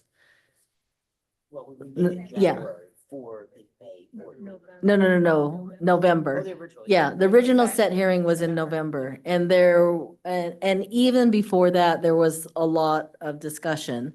And there are some board members, and you can go back to, listen to the webcast of that are saying, stay on track, bring the rule forward, the rule's ready. And then some board members were saying, no, we need to do outreach. And so the board did vote, and they had decided that, yes, they agreed that, outreach was good. And then, so we heard all the different comments. And so then there was, originally it was going to go to the April board meeting. We're going to be in the desert for the April governing board meeting. So the decision was, let's go to May. And then now what's happening is, because of the General Assembly, then we're now probably, I think, of high likelihood that it's going to go to June. But there are some board members that are pushing to ask us to bring this rule forward and to not delay it. Same with public comments. Some, public comments are saying, continue, move forward. It's like, we've been waiting long enough to get this rule done. So I hear what you're saying. I'm going to let you as a group decide what you want to recommend as your recommendation from LGSBA in terms of how you want to do that. But it'll be ultimately, up to the board. You have a quorum here. I don't want you to lose your quorum. And so whatever your recommendation is to them, that'll be forwarded to the admin committee, and then, forwarded to the full governing board. But we hear, yeah. I'm sorry, but you still haven't answered my questions. Based on your experience, and how long you been with AQMD again? 35 years. So 35 years. Mm-hmm. Although there's a pushback, reference because you need more time to dive into this particular rules and get that feedback. But now you change from a mandate to a last minute to a choice. And if you were going to make a recommendations to the governing board again, staff recommend that we need to push because we have changed this mandate to this last minute. What is your experience on that? You didn't answer me. You give me all this, but you still haven't answered. What is your experience? What would it take that recommendations to push back or not? So we presented to our stationary source committee, who is a subset of the board. So that's us, staff, speaking to the board on this proposal. We presented to them in February, and on the revised proposal this is the proposal that we're moving towards, and we presented to them again today. And so at that, we did not make a recommendation to change the schedule.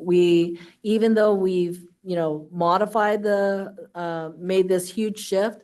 So if you're asking what I would do, it's like, we would do just what we have already done, which is present the facts to them of the change in the proposal. And it is not for staff to say, oh, we want to move something. It is for them to tell us, where they want us to bring a rule. Now, if there's a problem with the rule or something, it's like, then staff may make a recommendation. But at this point, this is not a staff decision, because there's a staff, we didn't do a notice properly, or, there's a problem. So we are not making any recommendation. We did not make a recommendation to them today at Stationary, to our board, to make any changes.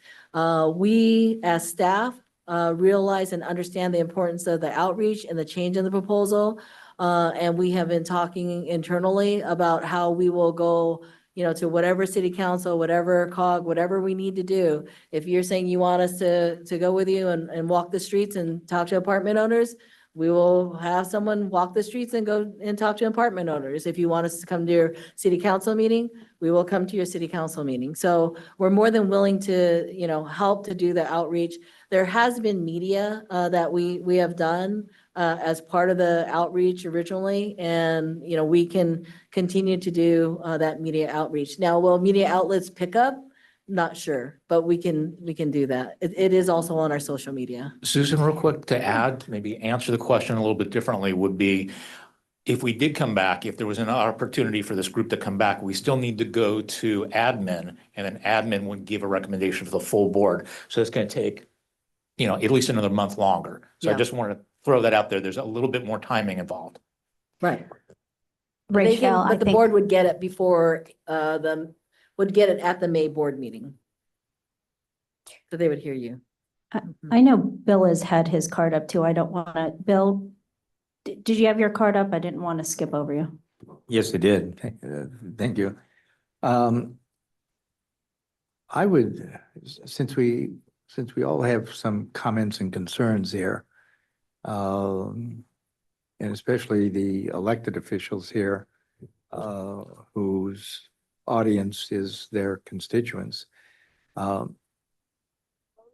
It occurred to me that if staff could develop or write the minutes of this meeting and do it in a more timely fashion than the normal process, so it's not a couple months late, in time for the April administration admin committee meeting. And maybe if we're authorized to copy stationary source, which would meet a week later, that would communicate to a large segment of the governing board our comments, concerns, and our asks. The other comment that I have is that if everybody was willing, if we could have another special meeting with the board assistants. They won't allow it. They have a monthly board assistant briefing. Right. But it would have to be something that would be on their agenda. But the problem we run into, I don't know, legal's gonna have to weigh in on that. The problem we run into is the Brown Act. With the board assistants? Yes, same with the board assistants. Oh, because Yeah. that would in effect be a way to communicate to the board. Right. Yeah. Timing wise, I know you want to try to get something to probably the April admin, so Yeah. you can get something to the May board meeting in event that it happens in May, but if it doesn't happen till June, then you Yeah. have more time. But is it possible to CC or somehow copy the stationary source? Well, when it goes to Committee, which admin, I meets think, a week later? yeah, it can, No, because the minutes won't be approved. The approval of the minutes requires a quorum. That's what we were told before. We have a quorum now. So the minutes of this meeting, those minutes won't be approved until our until- next meeting. That's right. yeah, unless we have a special meeting, so Well, we that- want to try to work with you as much as we can, and so if you want to reconvene again next Friday, so we still have time to get something in, but you would need a quorum to have something. Well, that But would just even, putting that out to you. but that would even be if we met in April and approved the minutes. No, I'm That talking would- about that we would meet in a week. So that's before the April board meet, the April admin, even if then we're running into the April where that's just not doable for us. Well, Yeah, it's not gonna happen. But we can do it next week if, we can try to make things happen if that's what We're not gonna have a quorum, and then we won't approve minutes. We've done this before. I'm not sure if 1 week will solve anything. Okay. I'm not sure if 1 week will solve anything. You mentioned about two things. You mentioned about Brown Act. You also mentioned about the special meeting. Well, obviously, only the chair or the vice chair can call a special meeting. But in this particular matter, your staff, you call the special meeting, or who's calling the special I meeting? think we can recommend to call a special meeting as an advisory board and direct staff to schedule a special meeting. Okay.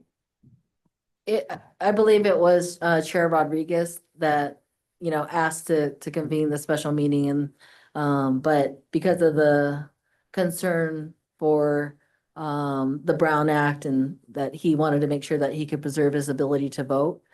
So that's why he's not here.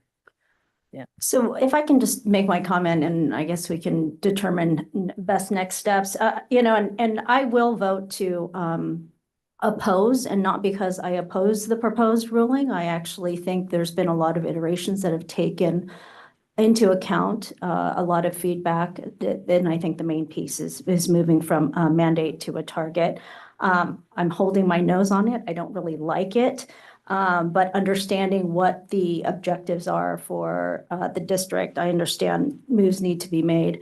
But the reason that I will vote to oppose is really the process, the questions about outreach. I don't understand the timeline. I understand 2 years have been in the making of this discussion, and it's probably Groundhog's Day for all of you. It just keeps coming up, keeps coming up. But at the end of the day, what has happened is that it has changed and evolved over those 2 years.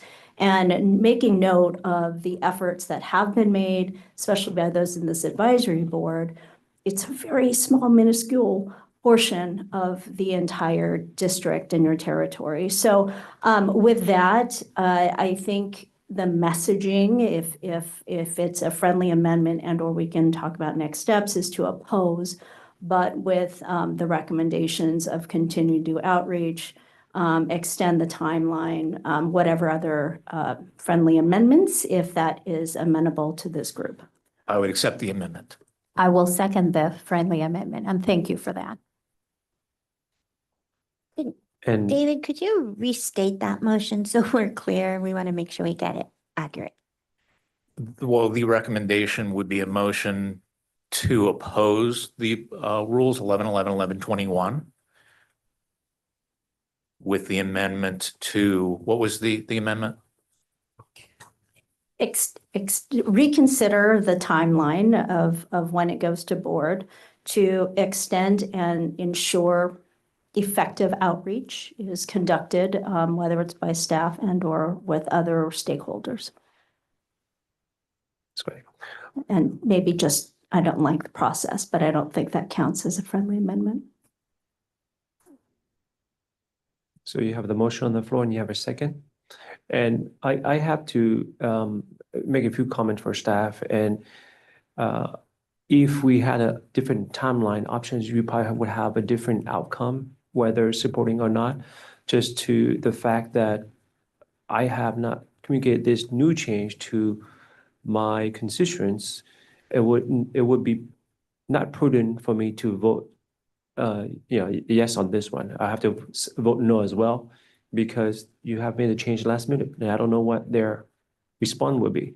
So I would also vote no in support on this particular rules 1111, because I can't vote yes not knowing what is the outcome for my constituents. So just to clarify, Councilmember Buick, the motion is to oppose, so a yes Right. vote would be Yeah. to oppose. Yeah, that's Thank correct. Correct. I just think I couldn't vote, All in favor? We have to The other way do a around. roll call.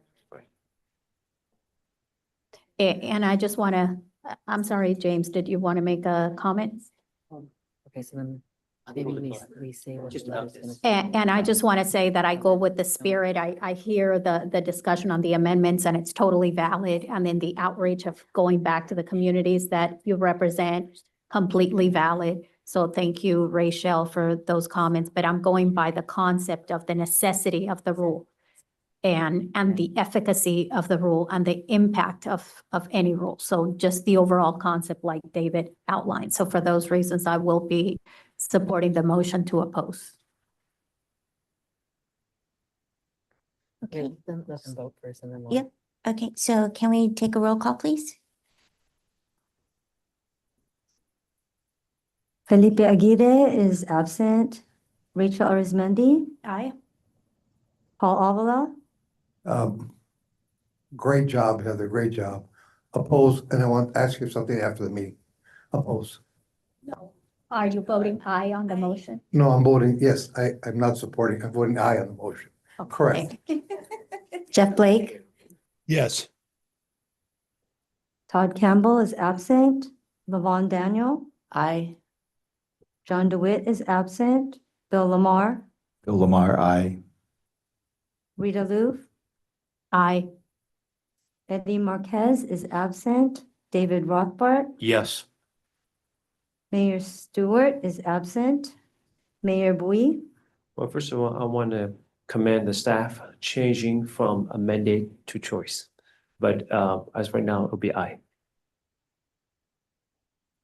Councilmember Brightling. Aye. Mayor Lock Dawson is absent. Chair Rodriguez is absent. Motion passes. Okay, so wait a minute. Yeah, Wait. hold on. Yeah. So now process wise, do you guys want to go or? Fine, go ahead. No, go. No, no, No, go. no, no, please. Okay, process wise, the concern at this point is that the minutes won't come till after because your next meeting. So what we could try to do is quickly draft a letter that would be from LGSBA that captures this motion. I feel like there's so much context that needs to be with it, but it's like, it's 2:30. I don't know what you all want to do. Susan, when's the next meeting? When's the next meeting scheduled? I don't know. Not June 9th. Can we deputize you? June 13th is the next LGSBA meeting. Daphne, did you want to? Can you send it, can you draft a letter and send it out to us? It should come from a LGSBA, and if it's, let's, maybe, do you have something It already looks like, prepared to share? Yeah, it looks like Director Brentley has something ready. In case we voted this way, I have a draft letter for. Oh, Director Brentley, did you Way to want, be prepared. Yeah. did you want to, Director Brentley, Yes, sir. did you want to speak into the record what you're submitting? You probably want to speak into the record what you're submitting. Wow. because Mr. Blake is online, unless you want to email us a copy and we could potentially email it to him. Right now.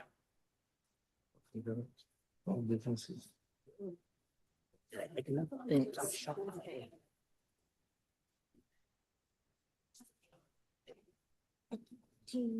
If you email it. Yeah. And then I've seen this we'll put it language on the before. share screen. Okay.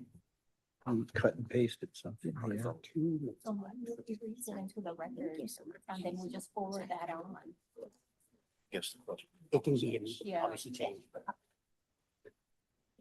guess a point of order, if we have a letter and approve it today, then how is it going to be transmitted? Does it have to be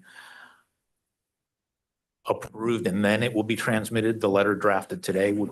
Is that the process that you're proposing? I think they have to approve it today. Yeah, if you approve this letter, it'll be transmitted as a written recommendation. So there wouldn't be a delay. We wouldn't have to wait till the next meeting for approval. Correct. If you will be voting on this, right? If someone makes the motion, there's a second, So you will be hypothetically, voting on if it's this. approved, this will immediately be transmitted to admin. Is that? I don't know if immediately, but by the next, or Ad- for the next admin. For the next meeting. admin. Yes. Daphne, I'll make a motion to advance this letter today for approval of this committee. Let's read it into the record, just to make sure that the public has access to what we're approving, please. I'll be happy to read it into the record if you like, Mayor. The letter reads, South Coast, oh, and I'll give you a second on the letter. South Coast AQMD board members, 21865 Copley Drive, Diamond Bar, California, subject concerns regarding proposed amendment to Rules 1111 and 1121. Dear Governing Board members, the Local Government and Small Business Assistance LGSBA Advisory Group values AQMD's commitment to improving air quality and protecting public health. Clean air is a shared priority, and we support efforts to reduce emissions in a way that is both practical and sustainable. However, we have significant concerns about the financial burden and lack of outreach associated with the proposed amendments to Rule 1111 and 1121, particularly given today's economic challenges. Financial burden on homeowners and multifamily units. The cost of implementing these rules is substantial. Homeowners transitioning from natural gas to zero NOx appliances could face $8,000 to $20,000 in total costs, including the appliance itself, necessary electrical upgrades, rewiring, and potential panel replacements. Multifamily property owners face even greater costs, as retrofitting multiple units could require tens of thousands of dollars in infrastructure upgrade costs that will inevitably be passed on to renters, worsening housing affordability in an already strained market. Not to mention the challenges and costs to landlord associated with relocating a tenant during construction, which can be a significant disruption to their lives. Impact on small businesses. Small businesses, especially those in HVAC, construction, and equipment distribution, will struggle to comply with these changes. The proposed transition could increase equipment costs, limit consumer choice, and result in job losses, particularly for small family-owned businesses. Many companies are still recovering from the economic disruptions of recent years and cannot afford such drastic shifts without more financial support and flexibility. Lack of public awareness and outreach. One of the most concerning aspects of these amendments is the lack of clear and widespread communication to those who will be most affected. Many homeowners, landlords, and small business owners are unaware of the pending regulations, the financial impact, or the steps required for compliance. Major policy changes of this nature should not move forward without extensive public outreach, education, and engagement to ensure that those impacted have a voice in the process. A more balanced approach.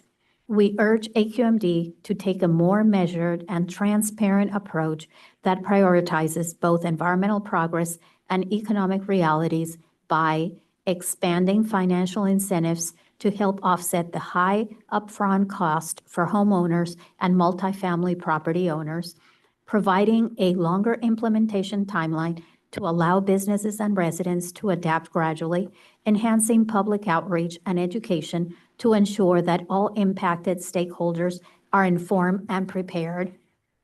While we support efforts to improve air quality, it is essential that these regulations do not place undue financial strain on residents, small businesses, and property owners.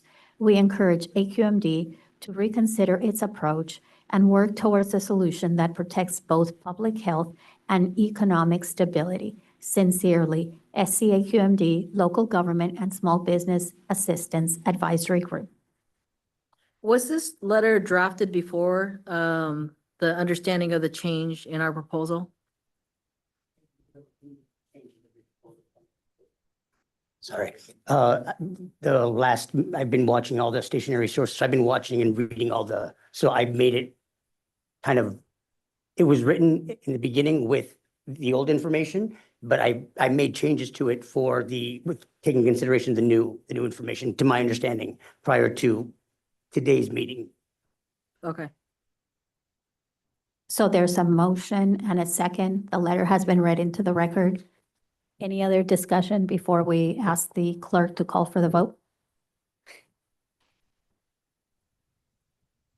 Well, I would like to say it's probably not the optimal wording we would want in the letter, but it certainly does hit the spot. The most important thing, I think, is the concept that we need more time to spread the word and gain acceptance from those that are going to be affected.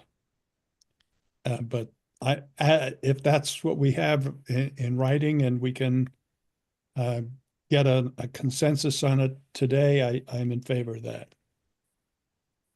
Can we take the roll call, please?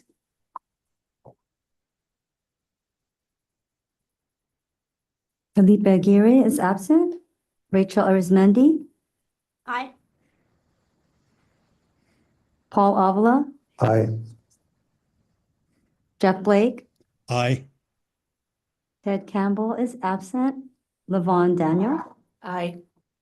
John DeWitt is absent. Bill Lamar, Lamar, aye. Rita Luth, Aye. Eddie Marquez is absent. David Rothbart, Yes. Mayor Stewart is absent. Mayor Bui, Before I vote, just say aye is, I'm not sure if this is going to be relevant for the governing board because it didn't talk about the change in the amendment. And that's my only concern, but I want staff to let them know that ideally is we want more time. And staff need more time as well to notify the public of the new change. That's what I want to make. But as a submittal of this would be aye.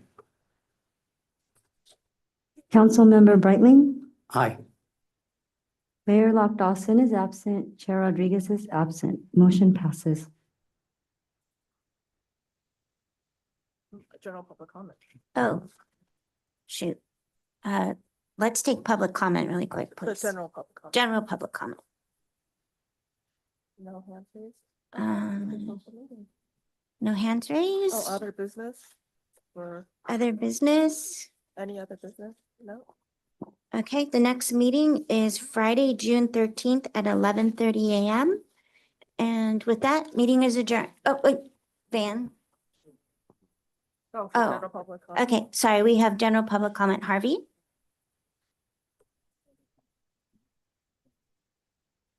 Yes, sister, you gotta call the question, damn it.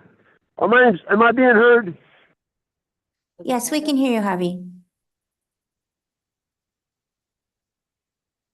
Hello, am I being heard? Yes, we can hear you, Harvey. You gotta ask for public comment and wait for people to buzz in. That's the way it is. Look, I got cut off, O'Malley, and this is really rotten, okay? We're the people. I've been doing this 55 years. I was the first environmental studies student in UC, all right? I was solar education specialist 77 and 78 for Santa Cruz County and taught solar at UC and the community college. Now, heat pumps. We don't know what it does to the ozone layer and all this stuff, and it hasn't been looked at, and it's got to be stopped. There's also this guy with the Purvin's paradox, looking at 1850 fossil fuels as efficiency increase. You increase use, and you totally got stuff going crazy. That's what's happened. So this has got to be reevaluated. And it's, there's 4-5 times efficiency. The efficiency is the overall systems, the ecosystems. Economics does not recognize nature, modern economics, and that we're not part of nature. This is outrageous. The whole cost-benefit analysis and this committee, that they should not have small business with local government. I'm sorry, it should be cut up. And we're going to bring that to the board. Enough is enough. This is all garbage, and we got about $500 million that come down. This has got to address this. 1 million to 500,000 people dying each year. That's murder. That's premeditated murder. Your captured agencies. You are all guilty of that. Incorporating by reference 70-80 page article a year ago from Harvard Environmental Law Review it's been referred by Congress to justice for homicide, for causing and covering up climate change disinformation and lies. Enough! Trump's pulled us out of climate 4 years ago, and he's doing it now. And purging everything. It's got to be taken out by Special Prosecutor Smith stuff. They're attacking justice, our Justice Department. We have money to do it. We did it 40 years ago, 120 cases, 42 million. And this entity has to support that. Enough waffling. It's time to stand up and be counted and be real. Enough. and the $500 million, we want that money and to evaluate the deaths. 10 million deaths a year is 20% of the deaths for the whole world. And that number does not include heat and cold and drug-resistant antibiotics, tropical disease, scabies, MRSA, etc. That's the real. Most of the deaths in the world are by climate right now, and the number is increasing. The rate is increasing. That's for the fires and all this other stuff. We can't stick our head in the damn sand. Enough. Okay? This guy lost his house. All right? He was the governor's appointee. Gideon Craft. Thank you, Mr. Editor. With that, again, our next meeting is June 13th, and we are adjourned.